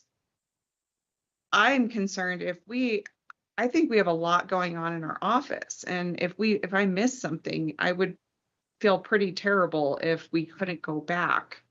Well, that's the board county commissioner's role to make sure that you have the tools available for you to operate. But to say the report is complete is different than saying it's technically complete. Because what if it's like they provide all the reporting documents and then there's questions about the report where it's like, I can maybe say the report's complete, but the point of the expert is to make sure it's like technically sound. Where it's like, I might not be able to know that within the 10 days. That's just my. If you guys want to have this in here, you can. I think there's risks either way. There's risks on either side of that. And I hear your point, Chris, because Haley could, after this meeting, say, I'm done with those guys and walk away. And then we don't know who we have. So that your point is well taken. But the reality is you also have on this board and the Board of County Commissioners the same situation. And so where is the risk less for blowing a shot clock or adding costs or delaying or whatever it may be? where it puts the county in a situation where it's like, oh, well, you shouldn't have done this or whatever it may be. Yeah. And that's not just rhetorical. Like, where do you guys see the most level of risk? From my perspective, I see more risk with a volunteer and elected board making technical decisions than I do with a technical administrator. But I don't think it's black and white. I don't think it's either or. I think that we're putting a toolkit together to pull tools out of a bag to do the best job we can collectively do through a process that's imperfect. And that's fair. And you do have a backup and you have a limitation on here where it says where it was not reasonably identifiable earlier. And so you have a parameter on that. Where's that part about? That's the last part of the sentence. I mean, the other thing that happens that could, I mean, because certainly we've had those sorts of conversations, oh, we have to meet our timelines, blah, blah. And one of the things that's happened more frequently than not is we say, okay, we're going to make a recommendation, but by the time you get before the Board of County Commissioners, please have done this thing and present it to them, right? I mean, that's probably the most likely scenario that comes out of this. Yes. So that we can keep things moving, but we're trying to give the Board of County Commissioners the best possible information they can have to make the call that they have to make. I still think I think for the most part, this statement is basically said in number 7, though. Or maybe add that public review were not reasonably identified earlier. I think you can add that to 7. I don't think to state both. Good point. But number 7, all it is may ask follow-up questions of the expert for clarification. What if I don't get an expert involved during my 10-day review? Now, all of a sudden, we don't have the expert involved. There's no opportunity to provide follow-up questions. We've already lost the window. If you want to have them in there, that's fine.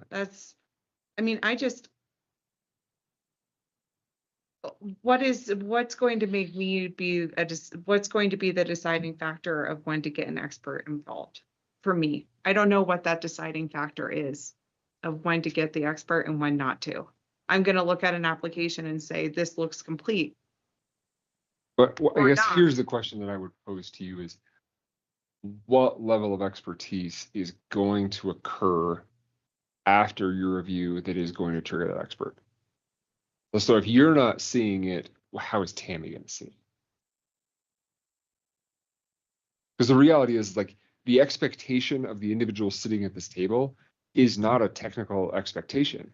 You have the technical expectation. And Well, yeah, it is pressure on you, but that's your role.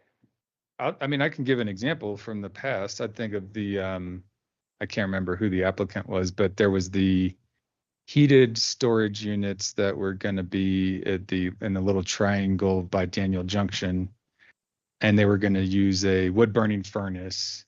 And there were several questions that came up from, I think, experts that showed up to give public comment, citizens that had greater knowledge than either the planning administrator at the time or us on the board. And they raised very good questions and it's things we hadn't considered because we didn't have the expertise to. And that was a scenario, I think, that responds to what you're saying, which is like, oh, yeah, none of us had the expertise to even ask those questions. That would be really good to get feedback from an expert on. So can you combine those, like for number 7, then, where you'd say the Planning and Zoning Commissioner and the Board of County Commissioners may ask follow-up questions of the expert for clarification of submitted materials, technical conclusions, compliance with applicable county standards, or where technical issues arise during public hearing review that were not reasonably identified earlier. Such clarification shall not be, can you put that in there, or is that a totally separate? Am I not seeing that it's totally separate? It is totally separate. I'm seeing it as separate because it's saying follow-up questions. So it's like they already have to have been involved. Yeah, the question is whether or not you have, who brings the expert in? And right now, if we take out that clause about that P&Z and the BOCC, if we take that part out, it's up to me before coming to the Planning and Zoning Commission And if more questions come up from the public, there is no opportunity now to get that expert involved. And not only that, we don't even have anyone on retainer right now. So I'm like, this is going to be, talk about 10-day review trying to find someone. What happens when that first application comes in? Like, we have no one on retainer. And I feel like if we're going to have I know Teton County, they do third-party reviews. Jackson, they have a consultants that help with third-party reviews on complicated applications. And I feel like it would be beneficial. That's a whole nother conversation, but it's like, if right now this were to happen in 10 days, I would have no time to get someone on board. Like, that would have to be pre-planned on who that expert is. So if it happens during the review, during public hearing, you're still on the shot, right? Because that's the biggest concern at this point in time. Right? Yeah, you're on the shot clock. Yeah. So I'm just wondering, who would you get to be able to do that in that amount of time before? I think we would be required, as soon Because as we have these to complete regulations it. are passed, to start finding someone on retainer, where if we get an application, we can say, Yeah. hey, if we have. Similar to how do we have the surveyor, county surveyor? Yeah. And that makes sense. If you guys want it back in, I'm not like, it was just a suggestion. I think it gives us a better toolkit to use personally. So I would Say put propose it back that. in. It's up to you guys. It doesn't, to me, it doesn't hurt to really be in there. My concern is the potential for abuse and potential for shot clock situations. Because the reality is like, But we would already know that. Can we, do you want to No, put some no, language into? My shot clock is 10 days then. It's the review period before Right. the application is considered complete. My shot clock is not the 90 days, it's 10 days. do you need more according to time? this. Oh, 10 days is, I mean, I literally got an application for a tower on Monday last week. We're having a phone call about it tomorrow, and I have not. So 10 days is like So nothing. do you need more time on your 10 days? I mean, I absolutely do, but the problem is our public notices for P and Z meetings, for county commissioner meetings. We have Don't to, line up. they don't line up well. So it's like, really, we do have to get them reviewed fast, or else already that shot clock. It's, So that's something we need to look. because I at think then. it's actually, some of them are based off of when they're submitted. It's not. Actually, where is that? Is it when they're submitted or when it's considered? I think. When we it's say considered it's when complete. it's considered complete. So you can give yourself more than 10 days. So here's my concern, and I'll just be completely candid. My concern is in a situation where you've got a room full of angry people and you've got 5 individuals up here, there's going to be a lot of pressure to do something. And if we see this as a potential tool, it's like, oh, okay, let's bring an expert in, and maybe that expert can tell us how we can say no or why we have to say yes. And there's like maybe we can throw this person under the bus and we don't have to deal with this angry mob that's sitting here that they don't want to see a tower. And the reality is that I think the individuals sitting at this table are more susceptible to that than an administrator reviewing it at their desk. That has the technical experience, has the people they can call, and does all the things. Yeah, it's a lot of pressure on you, but the other side of that is my bigger concern. So then in a meeting though, when I don't have that expert review and there are 30 people in the room upset at me, then I'm the one taking that pressure. And there's no way to alleviate that at that point. So I think that's an argument And I'm against like, having. when it comes to this regulation that P&Z. we have FCC written everywhere in these regs, I don't know anything about FCC. I am not going to pretend I'm an FCC regulator. I'm a civil engineer. That's the P&Z administrator. Like, literally, my job is to help administrator to process permits and to bring in this technical expertise. Yes, I can go through and say if a permit is complete, but I'm not going to go in and be analyzing all their, like, yes, I want to be reading reports, but there are certain reports that I just cannot pretend. I can't pretend that I'm an expert. Then that's when you call your other person. So the reality is, it sounds like you're leaning more on the side of when in doubt, I'll bring an expert in, Yeah. which sounds like it's already going to be I mean, happening. I think it's not a bad idea to have someone else review them, but it's like, I just don't know how much that costs. Like, how much is it? Well, and then, so the other piece to this is that over time, you are going to get, you or whoever the administrator is going to get more comfortable with these situations. And the reality is like, and I see your point, Chris. And if you want to keep this in here, I think that where not reasonably identified earlier is probably a fine limiter on it. Just, I see it as potential places for abuse. And I think the risk for abuse is more from a volunteer board than it is from the professional in the position. I think that's a really skeptical view of the P&Z commission. I think the argument you just made is super skeptical and would basically be an argument against having a P&Z commission at all. I mean, it kind of goes against the reason why the P&Z commission exists, period. I mean, everything's ripe for abuse in every aspect of any process that's, like this, period. FCC, or county commissioners, anywhere, abuse can happen. So I think to pinpoint it on that specific things a little bit. So I'm saying it's fine. I'm not married to this by any stretch of the imagination. I'm just explaining that's why I suggested that it be pulled out. Yeah. All right. I was wondering, for any application, do we, and I'm like, I feel like I should know this and I don't.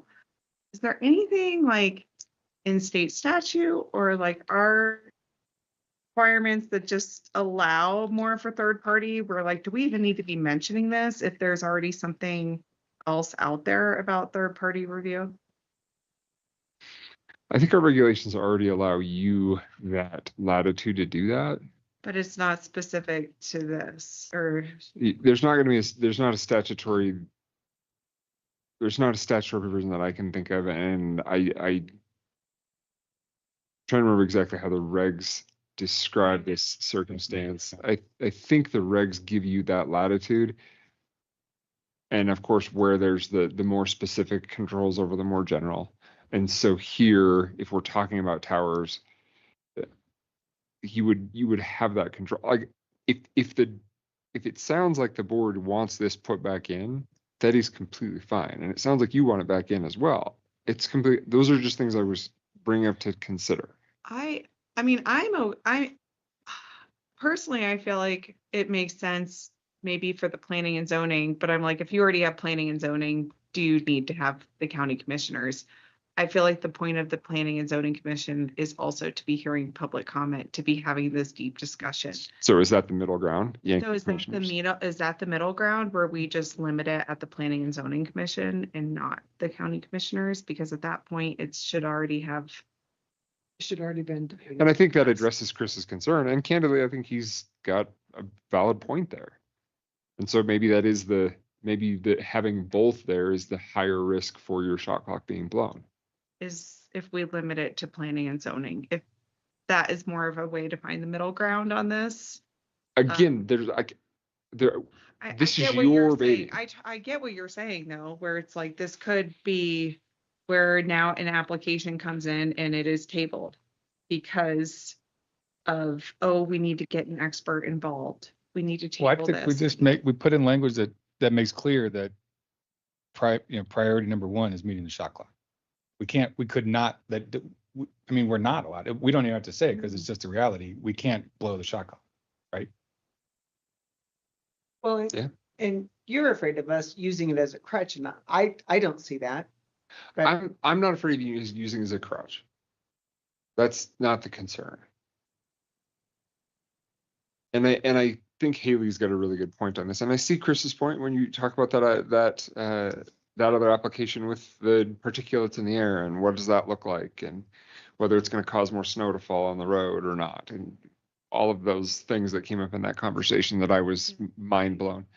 But the reality is I think your higher risk is probably the Board of County Commissioners at that level. Like if you have anybody can ask for an expert, then it's like the reality is like, okay, you guys asked for an expert. And the commissioner's like, well, we didn't like that expert. So we want a different expert, or whatever it may be.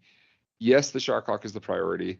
And to Chris's point, your level of expertise goes from highest level of expertise is the administrator, then to this group, and then to the commissioners. Because you are appointed to do these things. And so I think that makes sense to just limit it, take commissioners out of there, have planning and zoning commission be the ones that can bring in an expert. It addresses the potential concern. You have the limiter on there, and you reduce your risk of blowing the shot clock, and you reduce your risk for abuse.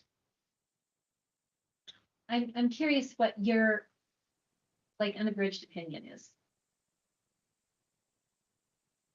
I think one of The my, person I that think is- one of my fears is that like, if this, it is, if I look at the application, I review it, I think it's complete, and then all of a sudden it comes to planning and zoning and people all of a sudden start observing things that like, I not- didn't, yes, and then it's gonna come back and reflect on me. Who are So you would experts like, in the field is what, but that's what you say. It's not general public information. It's someone brings up something that isn't, because we don't know what we don't know. Yeah, I just am like, maybe at some point I will feel more confident in that, but I'm like, for right now, I'm getting these applications in, and I will say, when I saw that last one come in, I was like, you need to we need visuals. There were no visuals with that big piney one. I made them provide that and like a couple other things before the meeting. And they were like, what? Why do we have to do this? And I was like, well, I'm asking for it because the P&Z administrator can ask for more. So it was like, I did go back and make them provide some visuals that they had not done before for that big piney application. But that's just something I thought of where it's like, some of these RF reports, I'm not, but so you But would, we're not no, regulating RF. no, we're not. So why are we Well, and concerned I about an guess RF report? But that's the thing too. I'm like, what is really, it's only for the purpose of evaluating the structural integrity, foundation design. I think that's the other thing too, is we have to keep in mind of what the purpose of the expert review is for. Which is, Because it's not going to be like, oh, we want them to review the scenic, Right, the environment of like, is this the best condition? right. Or the best location? That's really not the point of and maybe this is making me like rethink this whole thing, because really the expert review is pretty limited. I think on what we're even allowed to get expert review on. it's the tower structure, which Yeah. candidly, the civil engineer should be able to know what the concrete looks like. And I'm like, we require it to be stamped. So it's like, okay, if it's not a stamped plan, I would obviously say your application's not complete. Then you wouldn't Well- have to worry about us using that then. Leave it in. Leave it in. I don't care. My only question. Pull it from the commissioners. I just, I don't know what reasonably is. What's reasonably? Well, if you don't have it, then it's not identified earlier. Like, I know, in a way, I'm like, what is our intention with the whole expert review? This is, That you're not. That you don't know you're missing. yeah. but you're But not we looking kind of at, describe in here what the intent of it is, like, you're very, I mean, you're very concise on what expert review, I mean, in the following, in bullet 3, yeah, and 4 to some degrees yes. too, you know, you're spelling it out. But you're saying that number 2 is saying in case something comes up Afterwards. after that. And you don't wanna, you wanna share the responsibility for that with P and Z. Just here, co-location feasibility, like that. But or the accuracy of required visual simulation or technical studies as. So they give us 4 views, but they AI modify the house that's 10 feet away from the tower they want to And build or something. You know, made the tree 10 foot taller than it actually is. And you don't know about it until someone comes in whose house was removed. that's not technical. That's just fraudulent in your application, and then you deny it. Will say my goal when I look at applications is to be very detailed when I Yes. come up with my That's staff why we have report. everything we The cover. problem is I don't always do my staff report when I determine the application complete. That's Well, the this, thing. I mean, the other, Does it say that you only have that time to ask for? But it's the day before the kids. I mean, here's the other thing here's the other way this could work is that you as the planning and zoning administrator, if you have the ability during, I mean, right now, so this limits your ability to ask for the expert review during that window. What if you remove that window and just say the planning administrator can ask for expert review anytime in this process? That It actually, comes to us, we have questions, you make the final call. We don't, but like you could make the call if you saw legitimate reasons that fall within those. So that it could live with you, but you could get a wider window that to. actually would make me feel better too, if it Like- just wasn't part of that window. And then maybe it's during the planning and zoning board, could just be like, hey, can you call this person and just ask, like, it might end up being a review of something that's very minor, just a phone call. But I like that I like because then that. that gives you the ability to filter Okay, places of potential abuse. yes. Yes, okay, so we'll keep that out and then change to the determination of expert review is required, maybe. Okay, sorry, I can't read. May be made by the planning and zoning administrator, period? Or does it need, it should be, like, we don't want to do this during like, I would hate for it to get all the way to the county commissioners and then, But can't you bring any of that to us anytime you want? Like as the administrator, if you want to talk to us about, I mean, you can do that anytime you want, right? Yeah, I think a period right after administrator right there covers that's what, bases. okay. I will say this, because I've now worked with 2 planning administrators, that this depends on having a very competent planning administrator, which we have at this moment in time, but may not always be the case. So there is a potential downfall there. Just in the planning administrator's hands. Yeah, I mean, hopefully we always have a competent planning administrator, but Well, we can just in change. the absence of one, She does have bosses that are also. Yeah, well, appoint you that's- guys. yeah, but I We're don't want, making I this don't up want, so that I don't want to we- say anything derogatory about anybody, so I'm gonna stop there, but Okay, just let's think- move on to the next one. but it's a legitimate concern that I feel like we suffered through, so. So, The next one, okay.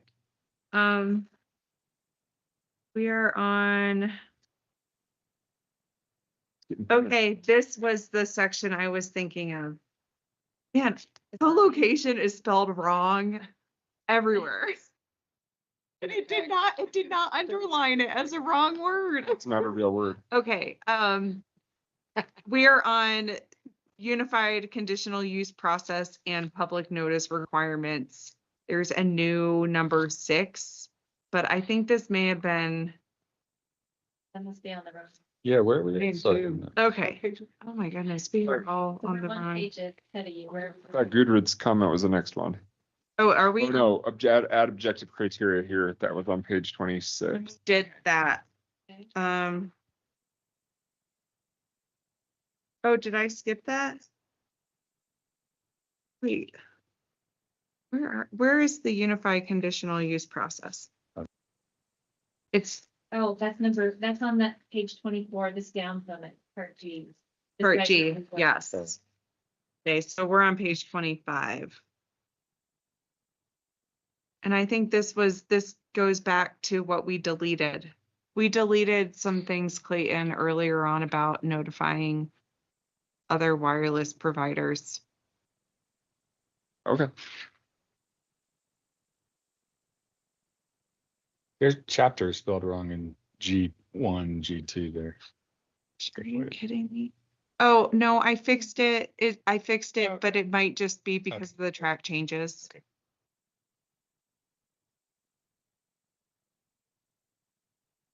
There's a mark through the E. It's not an E, it's just lowercase c. Oh, you're right. That's what it was. I thought it was an E. No, it's not C, Hector. Like, why did you right?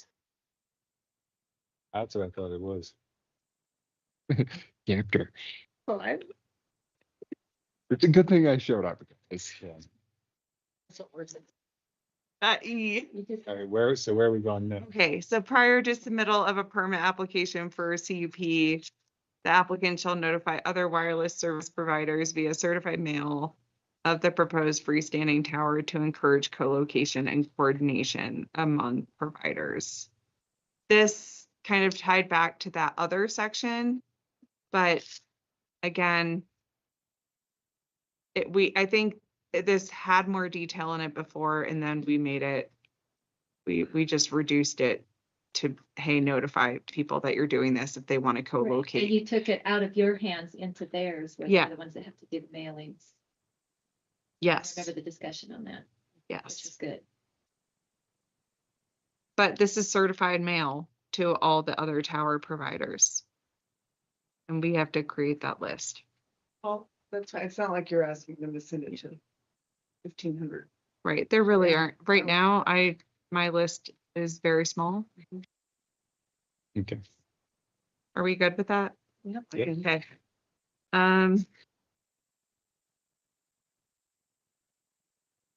And then moving to page 26 about permit validity and commencement of construction. This is about one extension for up to 6 months. Trying to give more objectable criteria to the extension. And I think this is pretty good. I think this was the one, Clay, and we had worked on this one together. Yeah, I think so. Good to me. Okay. And then the bonding. Chris has had a comment. And I did try to address your comments in here too about the pooled bonding and added in this sentence at the end about that bonding shall be specific to each individual wireless facility.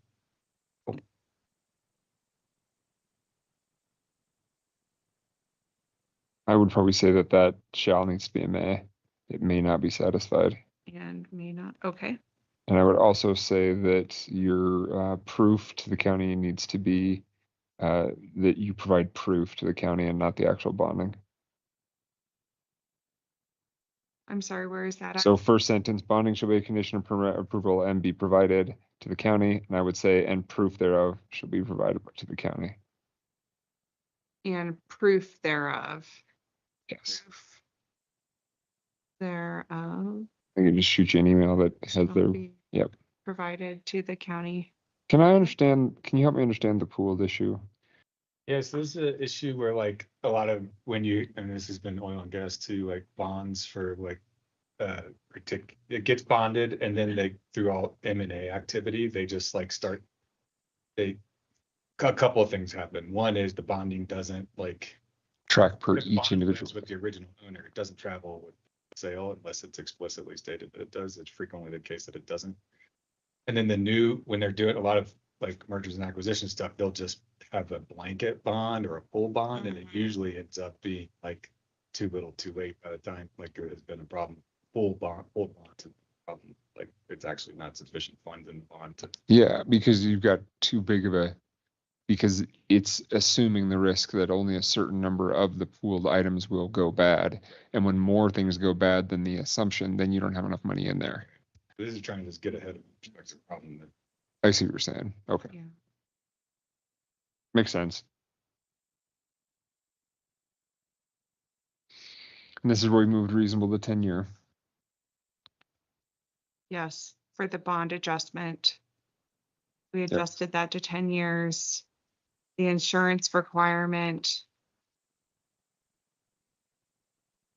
What was the comment on that?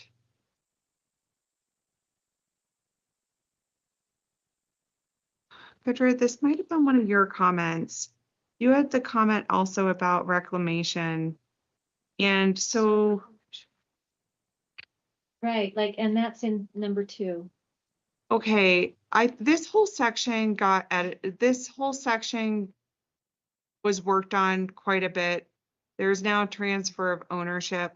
So that entire section of transfer of ownership is new, and applicability to existing facilities is new. So trying to just make sure that there's clarity.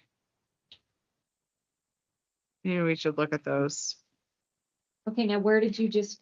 But the reclamation for existing facilities.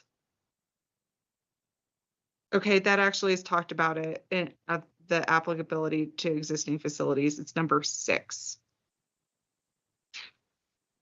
Okay. And I'm not sure what page. To all wireless on 28. facilities.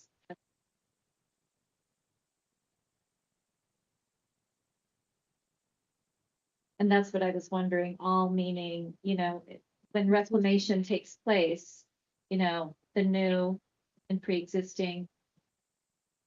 This starts all that now, right?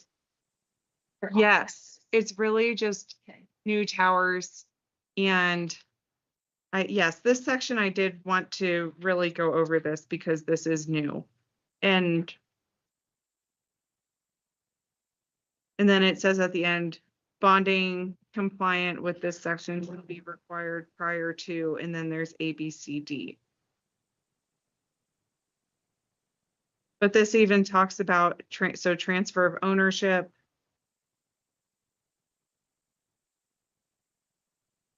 And it does say approval of an EFR shall not by itself require imposition of new bonding requirements, unless the modification materially increases removal or reclamation costs. I feel like that one is like, I was not really sure about the EFRs because those ones are more of like the minor applications for existing facilities. Well, and the reality is your 10-year review is going to pick that up. But this talks about existing facilities. So like those existing facilities for today, if someone comes in for an EFR on existing facility, I don't have to then require bonding on it. Would it then be on the entire facility or just the EFR? I think it's for the entire facility. Because if someone's co-locating, what if the EFR is just like somebody co-locating on that tower now all of a sudden? So do we want the bonding for EFRs then? If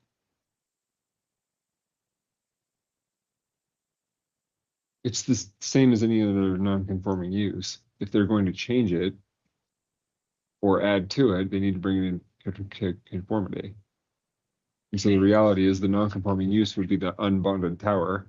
And if they want to add to the tower or change it, they need to bring it into conformity, which is to require a bond. okay, so really then I think part D, we should take that out. Yeah. Take out D. And we might want to go back and make sure the bonding is talked about with the EFR section.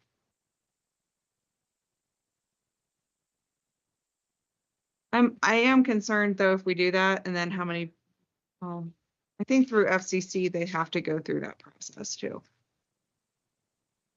I don't want people to not get permits.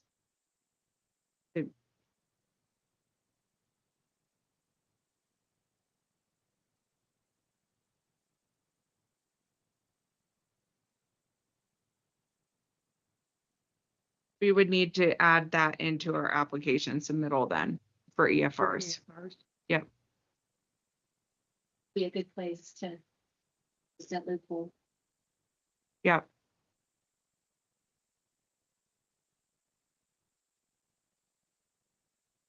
So that would be H.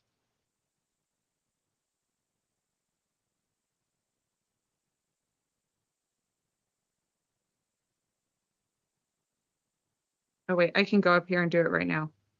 How did we do it for the other ones? Because maybe I can just copy and move that.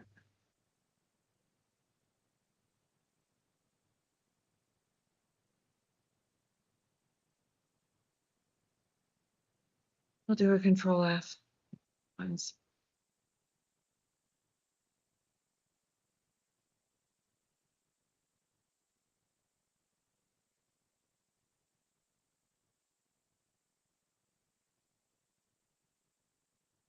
Tell.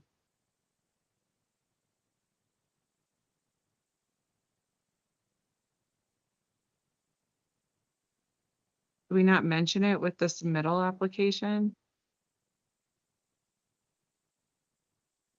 I don't think we mentioned it. It's in the permit fee and bonds. So that's like just a whole separate section. The bonding. We could change that to permit fee, bonding, and insurance. Sure.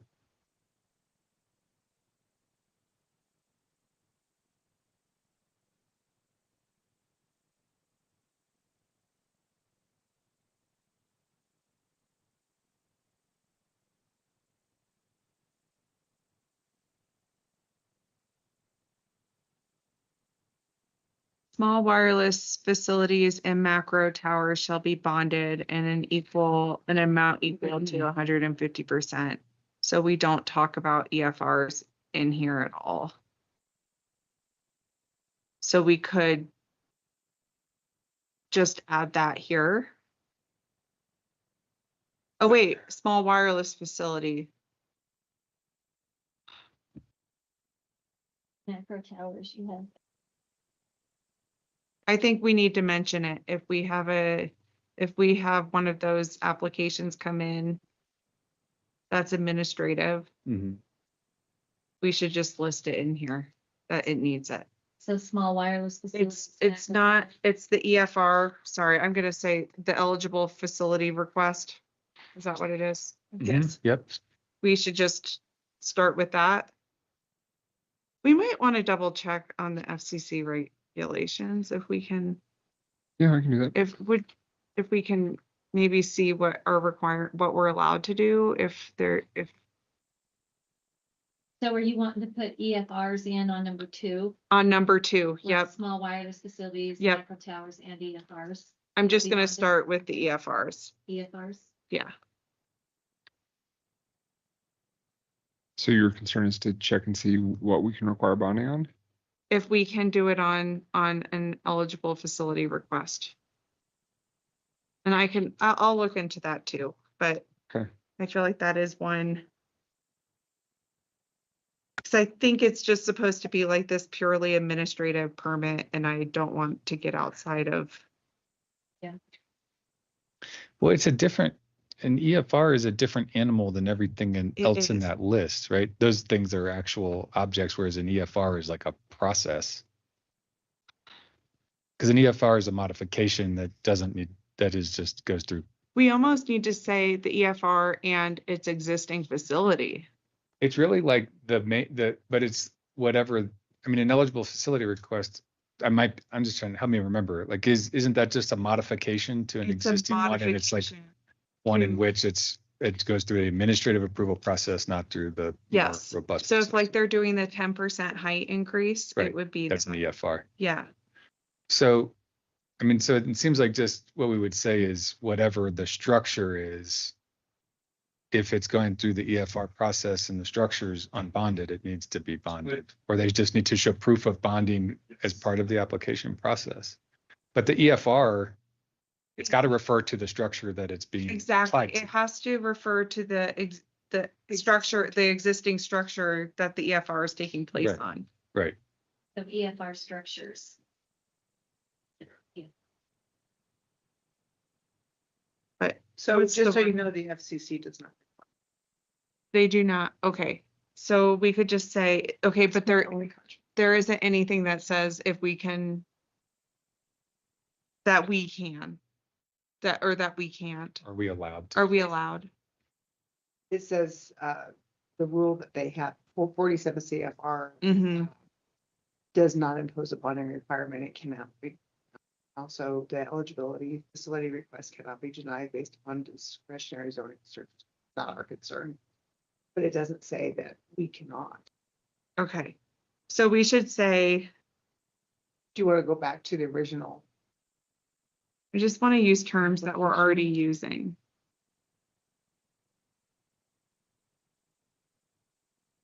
Support structure?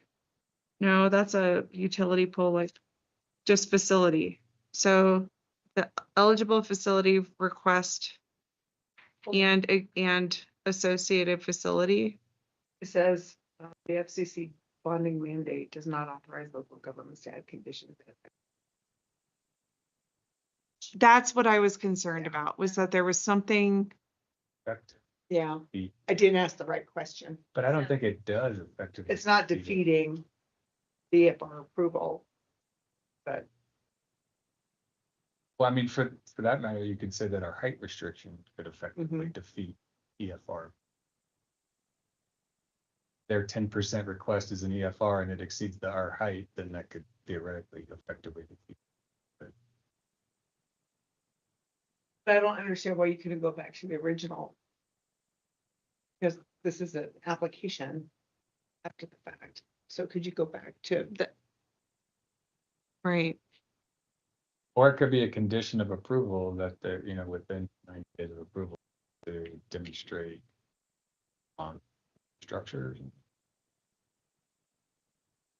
So the approval is not contingent on it, but it is, Oh, it's a requirement to the board county. could be try to keep up with, like a septic permit right? keeps on giving, like. So you may have to keep part B in there. Instead of striking it, like how we thought we'd make sure the bonding. I just thought I had remembered reading something about the bonding for EFRs and was like, not.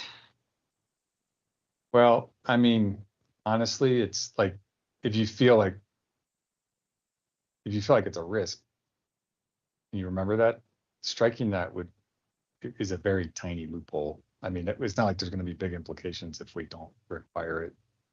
Like, what's the percentage of EFRs? I've had quite It a would few have- people email about we've got quite a few emails about, hey, we just want to do this addition onto a tower. What do we need to do? And I've had to send a blanket email that's like, hey, we do not issue permits for this sort of project at this time.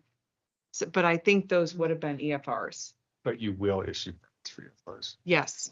This goes. Yeah, once this goes through, which I was hoping we didn't have to, but I think based off of the regulation, we're supposed to.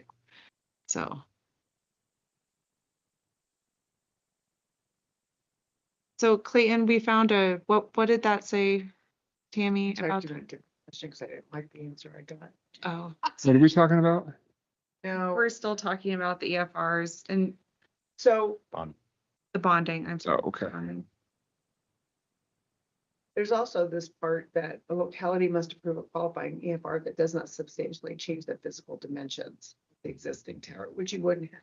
Then you wouldn't need to require a different bond, right? You wouldn't have to require an additional. That kind of is the definition of an EFR, is it's not substantial changes. Right? Mhm. But this would be a way for us to establish the bonding for some of these towers and make sure they are operable in the. Do you think we need to have that in our code, or is that more implemented in the permitting process in general? But this talks about the permitting process, so we'd have to include it somewhere. So what if you just said, as part of the application process, when you do an application for an EFR, you have to provide proof of bonding of the structure? That's good. That's kind of what I was wondering in the permitting process. If it were more, more. You're talking the original, the first, you mean Whatever structure the EFR is applying Right. to, but yeah, when they permit, That they you asked provide for proof of the bonding. bonding, gotcha. I almost think the like putting it in this section though makes sense because it's an existing facility and maybe EFRs needs to be not even. I do think we should address it in here because they are the one application that relates to existing facilities. Right? everything else is like a new facility. Right, yeah. So where are you at with this, Haley? I don't know. Okay. I thought you were somewhere and I wasn't following. Well, okay, we could say proof of bonding, but again, going back to that, is it the same bonding requirement of 150% of the structure, the facility, the entire facility? So is it the same bonding requirement or is it a different bonding requirement? I don't know. I mean, by saying you have to provide proof of bonding, but not, if we don't require it, then you end up in this weird area where you're kind of implying it's required, but if they come and say, well, we don't have bonding for that, or here's our bond and doesn't meet our requirements for the other stuff. Why I don't know, what can we require? Why doesn't the FCC require? That is such a big contention. That's my question. I just don't understand why they wouldn't require it. Why would they though? Why would the FCC require bonding? Why would we? Because it's our land use and we want reclamation. We don't want people using our land and. Yeah, because they're concerned about the airwaves. They're not concerned about the dirt. Yep. Wasn't there something that you said counties can't? They can. It says you can. You can't effectively Right. defeat an EHR. Is that what you said? Can't require something that will effectively defeat an EHR. Right. You can't deny it based upon that. But according to what?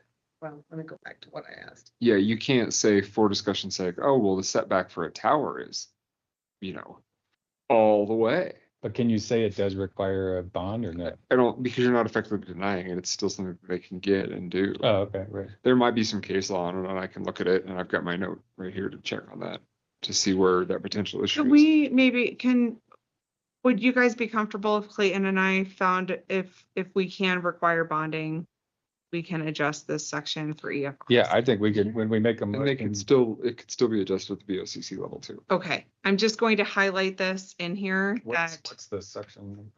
it's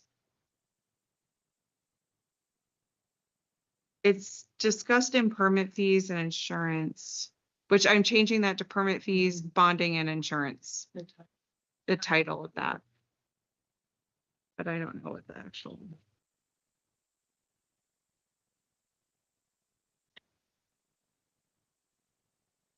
I would rather keep it in this section because we don't talk about the bonding and insurance in the permit it's separate, so I'd almost rather just keep it here.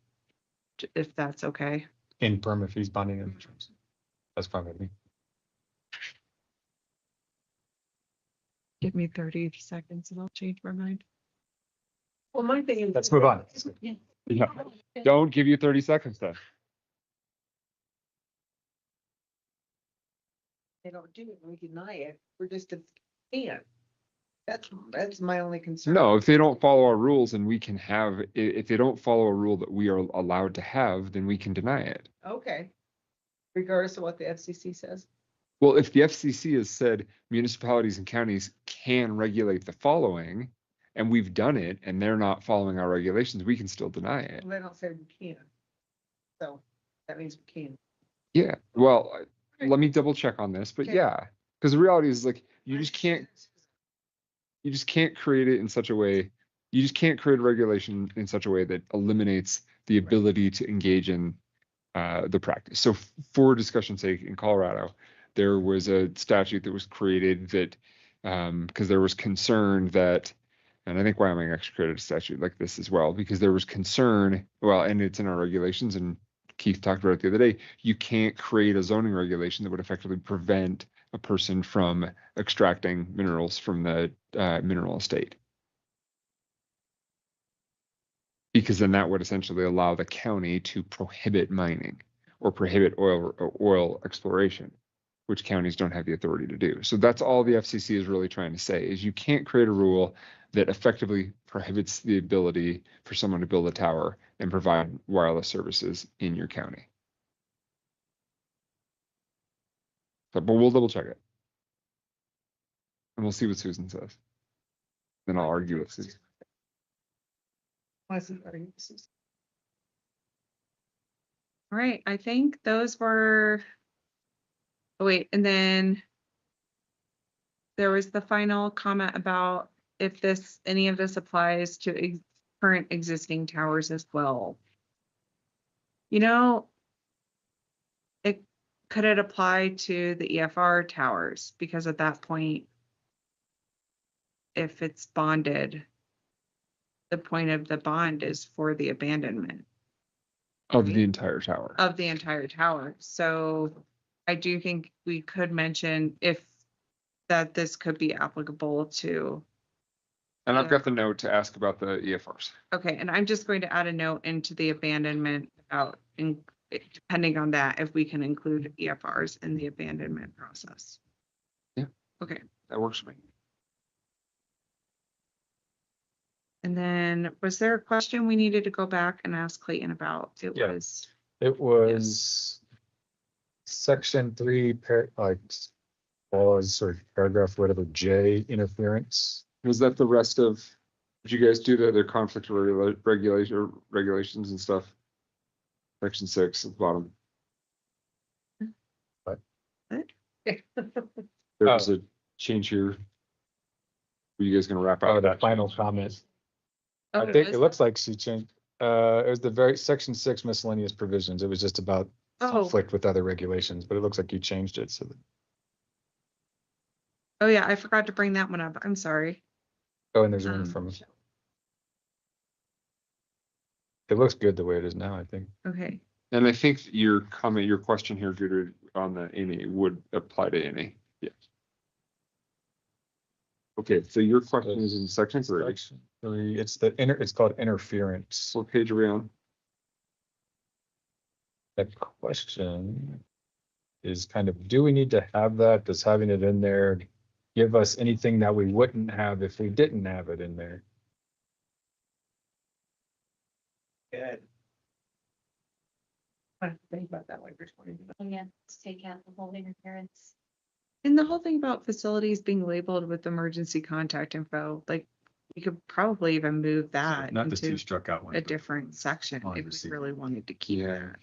that. The emergency contact info, like we could move that into a different section. That's a So very, wanna take- it's a very general, it's just a general thing. That could be under your. Let me just read this. Okay. I'll have to, and I'll make a note to review this on, it's section 3J. Because we could move the final comment into general design if we still want the Remaining emergency paragraphs, yeah. contact, right? Yeah. Should I just do that right now? I did just do that right now. What do you, Move that into general design, the part where she, this ability. It's just getting rid of 2. that makes sense. Let me look at this pair. I don't know what we're really saying there. Because the reality is we're gonna require them to operate in good faith and follow the FCC rules. Like, So let the me only read thing, this and the only see. thing we could think of is like, let's say tower is interfering with SHAD and the fire department's communications. I think, does this give the county a reason to compel the tower provider to work with SHAD on resolving it, or does that? Not be more than the existing ability to do that. Okay. Not that I can think of off the top of my head, but let me see what that process even is. All right, so I think we can make a recommendation tonight, assuming everything else is good. There's 2 things that I think we would just say, like that Haley and Clayton will work on section 3, paragraph J, and the permit fees, bonding and insurance as it relates to EFRs. So the other piece to that, and Haley and I were talking about this earlier, is that you can, instead of leaving those question marks out there, like those question marks can still exist. And then if you then make the recommendation to the commissioners still have the ability to add, subtract, make any modifications. And then at the beginning of their public review of this and discussing what to do, at that point in time, Haley and I can say, oh, by the by, There's this section and this section, we are recommending an update. So we could just say that we recommend approval of what we Yes. have in front of Yeah, us. and then you don't have any caveats and Okay. question marks or anything else. And then just to follow up from the whole facility shall be labeled with emergency contact info. We're thinking take that and move that into general design instead. In case, like, does it make sense for that to be here or?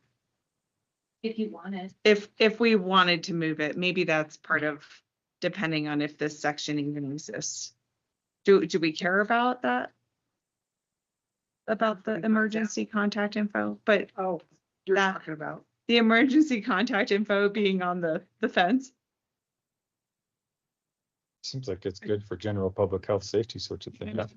That's I really really, not I a don't bad think thing. it's a lot to ask. And I think though, if we get rid of this section, we can just move it up to the general design. Okay. Okay, perfect. Then I'm gonna mark this as saved. Saved. Bad sakes, don't delete it. So you have your track changes to follow We, up on. We have Yes. marching orders, so they Yes. can essentially make a motion. Is Chase still tuned in? Yes. Does that mean you have something? No, I'm just saying that I'm tuned in. Got it. So would anyone like to make a motion? You make the motion? Who's the chairperson nowadays? I am tonight. Oh, because you're vice. I mean, I'm fine to make it. So I'll make a motion that we, Is there any public comment? oh, good question. Is there any public comment? Or do we really know that that's Dan? It's unverified. It could be any Dan. We might not want to take Dan's comment. Well, if it is Dan, now you're gonna make it more. My eyes are so bad, I cannot read. All right, so I'm not hearing any public comment. There's no one in the room. No one online has any comments before we move forward. All right, so thanks for that, Clayton, reminder. So I'll make a motion that we approve or recommend for approval to the Board of County Commissioners, Chapter 15 Wireless Telecommunications Facilities, as amended this evening. Is there a second? I'll second. Motion and a second. All those in favor say aye. Aye. 4 ayes. It's unanimous. Motion passes. Right. You good. Haley, Nice work. we need to dump a It was like, Gatorade on you now. Not until the commissioners say yes. I don't know. It feels momentous nonetheless. you know, Yeah, I think regardless of whether or not it feels good to actually get through one of these and send something to them. So this was difficult. I do want to let you guys know, I was hoping to have this ready tonight and I am not there, but I was trying to make a sample application. Oh, cool. So you guys could see this. There's quite a few things that are part of this permit. So I'm like, I do think getting the permit application together, that's something I want to do sooner than later because that's just, there's a lot of pieces to this and trying to be able to help streamline it for applicants, I think is important too. So, yeah. How many pages is it? You know, it really needs work. I feel like there's duplicate stuff, so I'm not gonna I copy and pasted just stuff from the I reg. So understand. I really want it to be condensed. And we're updating a lot of our applications right Mhm. now and we're trying to make them just easy and like fillable where they're, the PDF fillable documents and you know what to attach and Well, it'd be So- great when you can start using these and Lance Yeah. and all the other folks can come back and offer suggestions as well. yes. I mean, But hopefully, I was hoping to have it ready for tonight and it did not happen. That takes us to our next topic. Once everyone's ready, I guess, but this will be going to the commissioners on Tuesday, March 3rd. If anyone is interested in coming to that meeting and presenting this, I thought it might be nice to have some sort of a brief presentation going through the different sections, or at least talking about the different facility types and the zone districts that they're allowed in. Maybe we don't need to go through every single requirement, but I think talking about the different zone districts may be beneficial. For like, I think Tammy gave a standing, not invitation, but, you know, she said she would go to any of those meetings on our behalf. So is that I true, did Tammy? say Present. I plan on being at that meeting, believe it or not. Yeah. I'll be there. I would do be you able have to a go. recommendation of how to present this? So I would probably suggest as soon as as soon as you get track changes and you have a clean document, get it to them and then follow up, probably by phone to each of them. Did you get this document? Please read it and be prepared to discuss. And then just hit it to them with questions. Because the reality is, like, they're gonna have to read it. And they're not gonna be able to come up to that thing They and have to. expect you to explain all 30 pages. We'd be there all day long. I know. Yeah. And so I would say send it via email and then call them on the phone and say, did you get this email? Do you need a printed copy? I can get you a printed copy. Please read Would it. anyone on the commission be up for assisting with the phone calls? I would do it. Sure. I think it would be helpful for And him. I will just be dinging them as well. Okay, just I to will too, help but them. I think it would just be helpful for me. Which maybe next week will not have it will not be as crazy, but it's been, this past couple of weeks has been absolutely nonstop in our office. I think it'd I be don't great know. if every one of us would call the commissioner or two and offer, I mean, if they have, not that I'd be able to answer the questions as well as you can, but I can go back through my notes and fumble through it. Okay. Well, and I'll keep you guys updated of what time on the 3rd if anyone's interested in coming.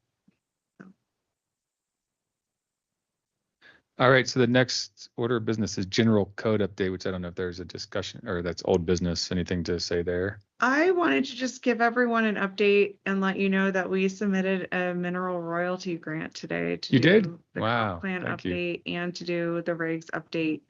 And we're proposing to do the regs update and phasing. So we'll start, this is what's being proposed, and I felt bad that this all happened so fast that we couldn't even discuss it as a board before going to the county commissioners because this application timeline, it was due today.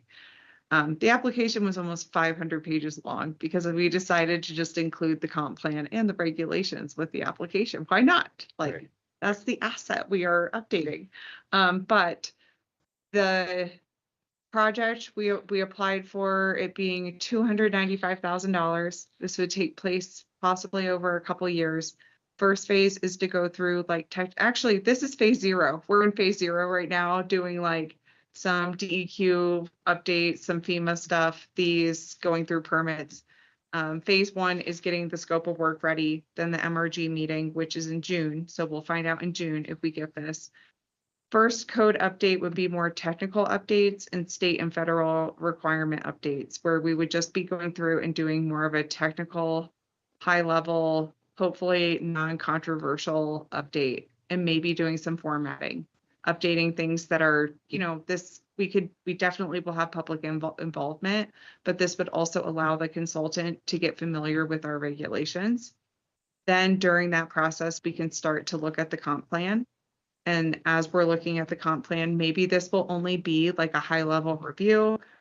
I think once we get the consultant involved, they can help guide on how we do this comp plan review. If this needs to be, maybe this is just a high level review and barely any changes are made. I'm not really sure what all that's going to entail, if it's just going to be like a chapter addendum or something. And then as we're working on the comp plan, then we'll move into more of the complex regulations, because then that gives us time, we'll be done with the more of the technical addendums. We'll have looked at the comp plan, which will then help guide us into those more complex regulations. The final part of the application, or this is kind of ongoing with the project, the final phase is more implementation, where we're asking the consultant to even help us make sure our permit applications and our processes help us make sure our systems are in place and see if they have suggestions for our office to just implement some of this stuff. Yeah. So That's great. Thank you both for we'll getting see. together. It's a lot, that was a lot to get together really fast.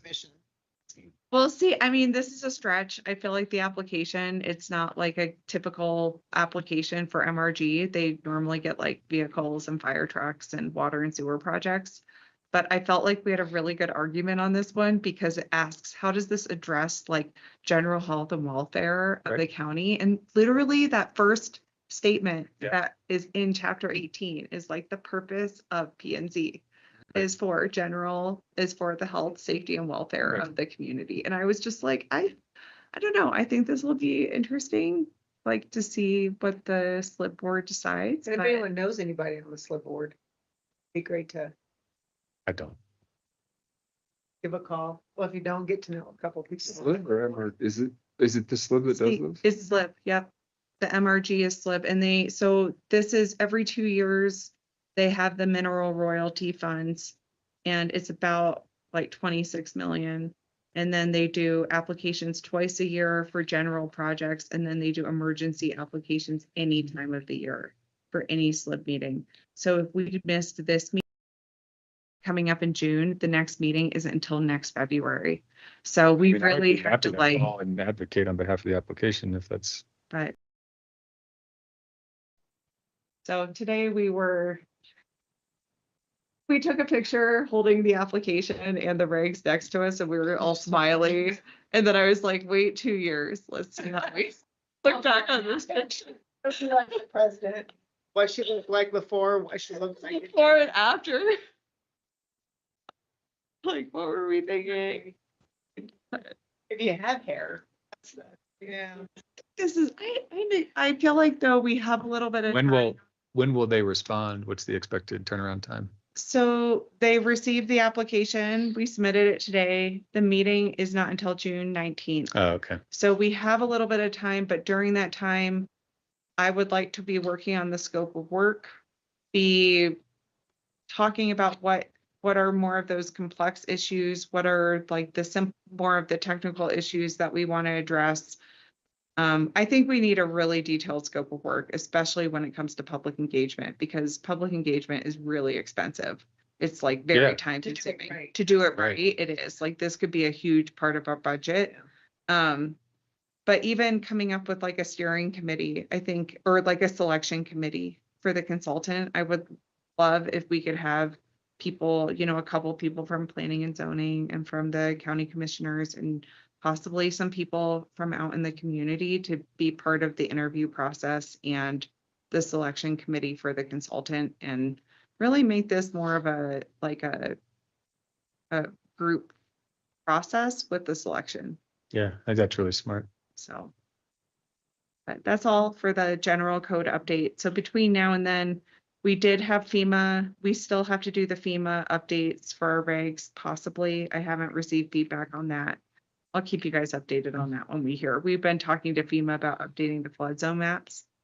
So they now have new maps, but we have to adopt regulation in order to use the new maps because they're still being drafted, but they're a lot better than what we currently have. Oh, okay. So we would like to actually be able to use those, but until it's in our regs, it's hard for us to use. Is that the county level we have to do that, you're saying? Yep, on the Okay. county level. And then the DEQ delegation agreement, that's something more Clayton and I are working on with the county commissioners.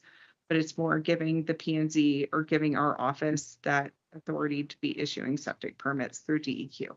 And that we're renewing it for it's been 20, or the last time it was issued was 20 years ago. So we're kind of in that renewal process right now. So. But I feel like those are the main like code updates, or not code, but just like planning and zoning. Just a heads up too about short-term rentals. We went to the commissioners on Tuesday about short-term rentals because a lot of permits have expired. And it was more, I think, just because of the transition in the office. And some of them expired where the permittee was not really aware. So the commissioners gave us the authority to let people back pay. It really is going to help us out. This is more of Yeah, like, that's great.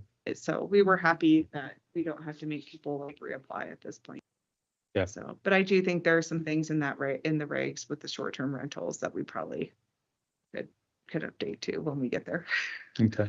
So. So do you think that, I mean, I guess that begs the question, what do we do in the meantime? Does this mean we're on pause until we find out about or do we keep working on the regulations? We just finished ours, now we move on to something else? What do we do as a board? I think it wouldn't hurt for everyone to maybe even just start, like I've written 3 interpretive documents since I started about like just different things in the code, but I think even just maybe if we had a brainstorming session and started looking at the scope of work, if we don't get the grant, we still need to be moving forward with things. Yeah. Yeah, how do we, I think coming up with top priorities too would be helpful of some of the complex regs to look at. I'm not quite there yet. I feel like this week we've been a little bit swamped that I haven't been able to think more about what we're going to do for the next few months. And I mean, maybe we need a minute to breathe. If you guys let's tackle data centers next. Start on that. Data centers next meeting. Start on. I mean, that's the thing. So part of this application, we actually, there's, and I should share this with you guys, the American Planners Association releases like a trending report every year. And the one that they just released for 2026, there were some really interesting things about the importance of planning with like all these emerging technologies and, you know, data centers and even talking about like polarization between like with applications and the importance of having planning documents where it's like we can look at these, you know, when we're doing these regs in the comp plan update, we're doing this in more of a neutral setting where we're not doing it in the middle of an application. So hopefully. Yeah, you gotta plan for those things. Well, and Gary from Big Piney also mentioned the windmills. I don't think we have the infrastructure to set that up. Same thing with the data centers, but it's coming. It's not gonna take Solar panels, data centers, all those. To Gary's thing, There's a whole There's a- extra thing with solar and wind Yeah. that is completely statute driven. Yep. So what? Yep. Which means what? Like we don't. Like, Well, I would say I would say that's a conversation. Like, I can't remember off the top of my head how that operates. There has to be like a regulation that gets adopted that adopts the statutory requirements. And then once you do that, then essentially you're opening yourself up for those applications. Right now, they're just essentially not allowed. We looked at one.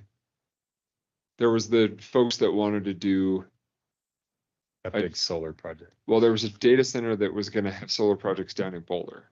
You remember this? I don't remember a data center. I remember solar. There was the solar that was going to power, and it was a data center they wanted to do in Boulder, and they were going to use solar panels to power it, and it was going to be completely on its own. It was not going to be connected to the grid.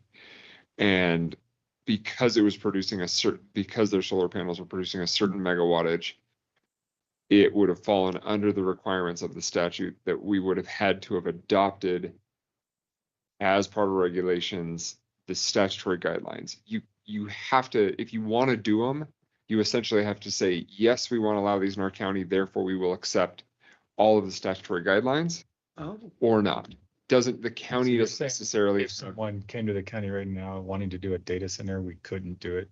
Depending on the nature of so it was more of the issue with the solar panels and the wattage that was being generated was the prohibition, because that is not something that's contemplated in our regulations. But if we wanted to do that, we would have to accept the statutory provisions, lock, stock, and barrel as our own. It's not as though the county then says, sure, we want to have windmills, but we want to decide our windmills are only this tall and this color and whatever. You don't have any description. You either have them or you don't. Mm. And if you have them, you follow the state statute. Can we have zone districts that they're allowed in then? We can, but we're not, but it's not regulation of the the things themselves. And this is what I'm saying. It's kind of a conversation for another Okay, day. not. I think what we could do for the time being, I think working on that scope of work, yeah.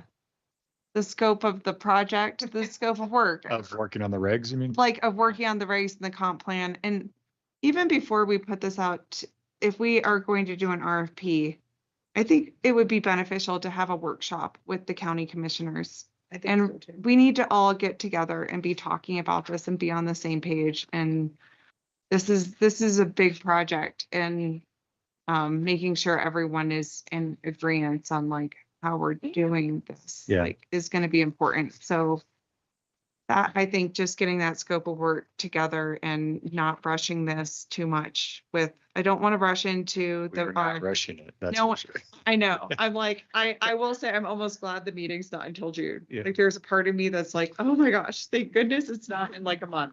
Yeah. So we need to talk with the commissioners about priorities of what we've. looked at Yes. next. What the priorities are, because when we do the scope of work, we should have a list of priorities for whatever's gonna be part of I'm really interested to see what they So- do with these. Do- questions. it. Okay. Do you guys need me? I'm sorry. I've Yeah. got a project waiting at home. Yeah. Thanks. Thanks, Okay. Craig. Thanks so much. You're not Appreciate it. discussing moratorium, are you? That ship sailed. Not doing moratorium. I tried already with the commissioners.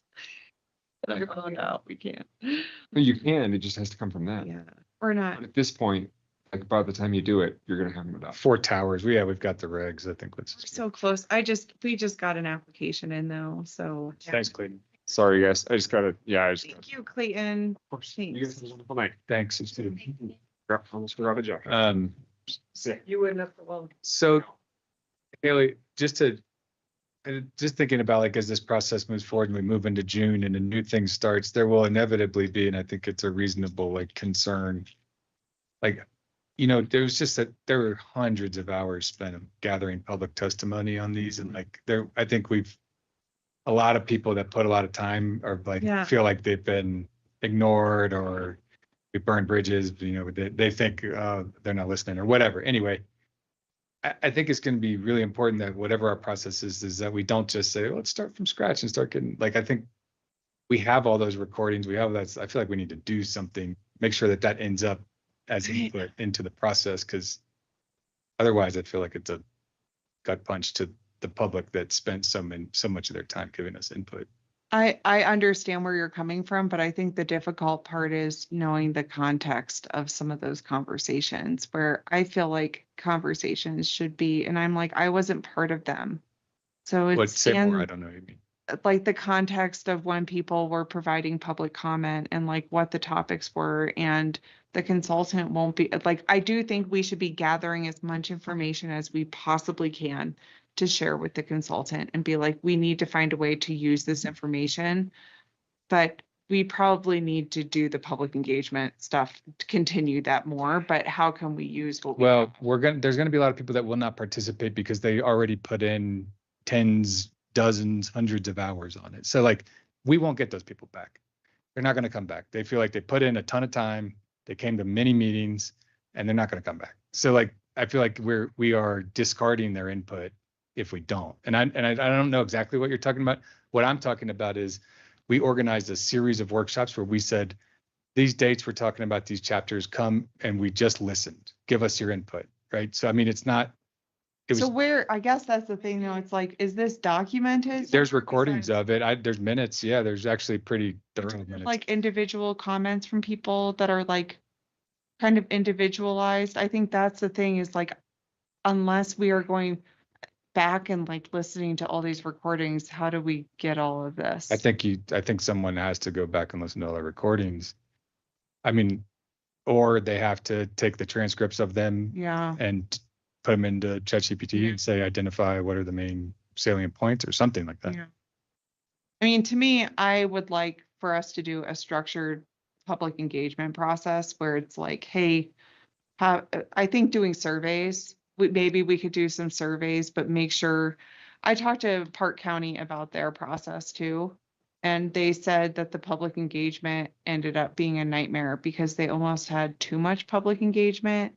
And that the first time they did it, they actually went Mhm. through like 2 consultants, and their first consultant, the way that they released the surveys, they like lost a lot of faith in the community because of the way the surveys were worded, and Yeah. people were very upset by it. Mhm. So they had to like regain people's trust again, going through the process. And I see where you're coming Well, from. I'm telling you, we've lost trust. That's what I'm saying. Yeah, because and we I'm have like, not- how do like, we we regain it by showing them that we give a shit, excuse my language, that we care about what they're saying. I think that's where it's like, I feel like we do need a reasonable budget on this to Yeah. make sure that we really are getting public engagement. Like when I actually think it'd be really cool if we had like a Sublette County map, we did this when I was part of the Pinedale Transportation Plan, where we had a website. People could leave comments on there. They could leave pinpoints and leave comments. We had surveys, but it was a way to keep it all together, and where we could actually like have a database of comments and not just like Mhm. random comments where it was more focused. But I agree. It's like we have to go back and see the history of what all has been done, and then how did we get here? You know? Well, yeah, I mean, I think just quite literally, I think we need to incorporate that feedback into whatever we do. Because otherwise we're saying those people's comments don't matter. Whoever's here today matters. Why? I mean, people, if Yeah. they participated in the public process, I think we owe them the respect of Yeah. actually making their voices heard in whatever we do. I think it's just trying to get all that organized. Cause I'm like, even meeting minutes, I don't know if meeting minutes really included a lot of that or not. I don't think we did. I mean, I would be happy to go find all those workshop meeting recordings and create transcripts for all of them. Wondering if there is an easy way to do that. I don't There's know. never an easy way. There's a relatively easy way to do it. Wondering if you can put that into ChatGPT and it could do it. I don't know. No, I can do it. I mean, I already have them. I have like all of our history of recorded meetings, transcripts created for them already. It's just that the hard part is actually identifying some of them happened as special meetings and some of them happened as part of regular meetings. So it's just a matter of finding out which I ones. feel like that's fine. If we had the transcripts, I would be happy for us to go through and kind of help decipher it all. Mhm. If you could help get it to us, Yeah, sure. that would be awesome. Do you really have all of them? And I mean, we have all the recordings. It's a matter of, I took all the recordings and then created transcripts for all of them.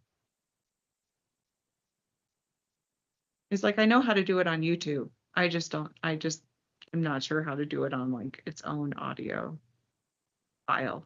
I haven't Well, had to do Chris knows that. how to do it. Yeah, but He's if you've already done done it, it. that's awesome. Yeah, I can share links to it. I can give you the transcripts. At some point. Last year, didn't we? Yep. Now I just have done it from like YouTube, or we also are recording these on Teams, so I can do it through Teams. They're through different sections. So if we go to the commission, we ask what their priorities are, what ours, we share with them what ours are. And then we go to that certain section. That should be fairly simple to go through. Mhm. Shouldn't be. It was only one round, right? Well, Were we you did going through a whole series that ended up like when we did the initial draft and then when that came back and the things fell apart a bit, then we did, what do we do? Like 2, 3, 4, 5 listening sessions, I think maybe before you two came on. I can't, did we do any after you joined? Listening sessions. Okay, so then I think we did a few. So kind of a bigger round and then a few. Some of them, but. Yeah. I think we just gotta get. And I think it's a diverse Get them. perspective too. I mean, I think that we don't, it's not, I think it's a good rounded set of comments. Chris, do you remember where you received more comments over a certain topic versus another? Because that could help us with how we justify the priority. Was there certain regulations that the room was packed versus? It was Because I more know just- they weren't packed for. yeah. It was more like the earlier meetings had the most people and then you started to get a dwindling. It was less about topic. Well, I'll tell you, nobody had any comments on the enforcement section. Nobody cared about that. It was mostly like it was, I mean, it was probably the chat, like zoning districts were a big one. I don't know. There was quite a bit of public. I mean, the first several workshops we had 30, 40 people, like probably 40 people in the room. Really? Yeah, there was a good Okay. turnout. We did it in the library.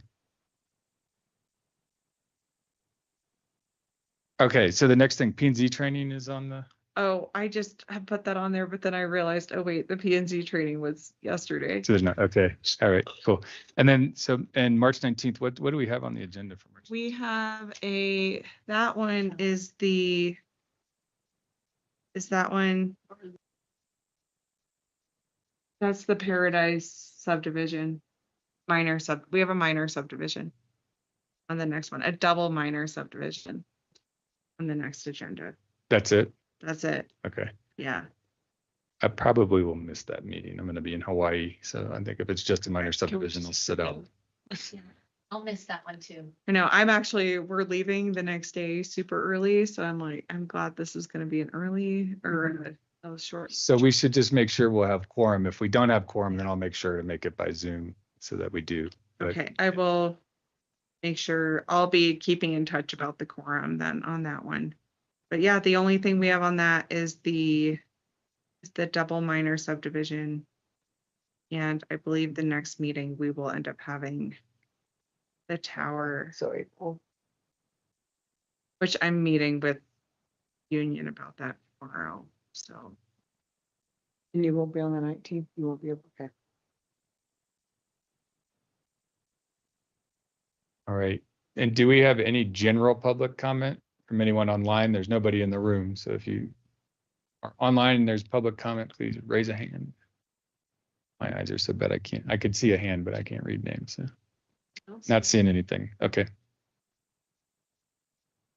Well, again, Haley, Christy, thanks so much for getting this across the line. You guys did a tremendous amount of work on top of all the other tremendous amount of work that you're doing. And I think it was a really good process. Like I was glad we got a lot of public comments, a lot of comments from the commissioners. Like I felt it's like Yeah, I think the process went really worked. well. So well. yeah, great job. And I honestly, moving forward with the other regs, there's a part of me that's like, man, I feel like we could do this, but we're just so busy in the office and Yeah. like, I don't want summer to hinder the process, you know? Right. So Yeah, it thank will get you. busier. Thank you everyone though for providing comments and get it to this point. So, Feel good about it. Yeah. All right. So if there's nothing else, then we'll adjourn at 9:03 p.m. Thank you. Everybody. Thank you. Thanks for running the meeting.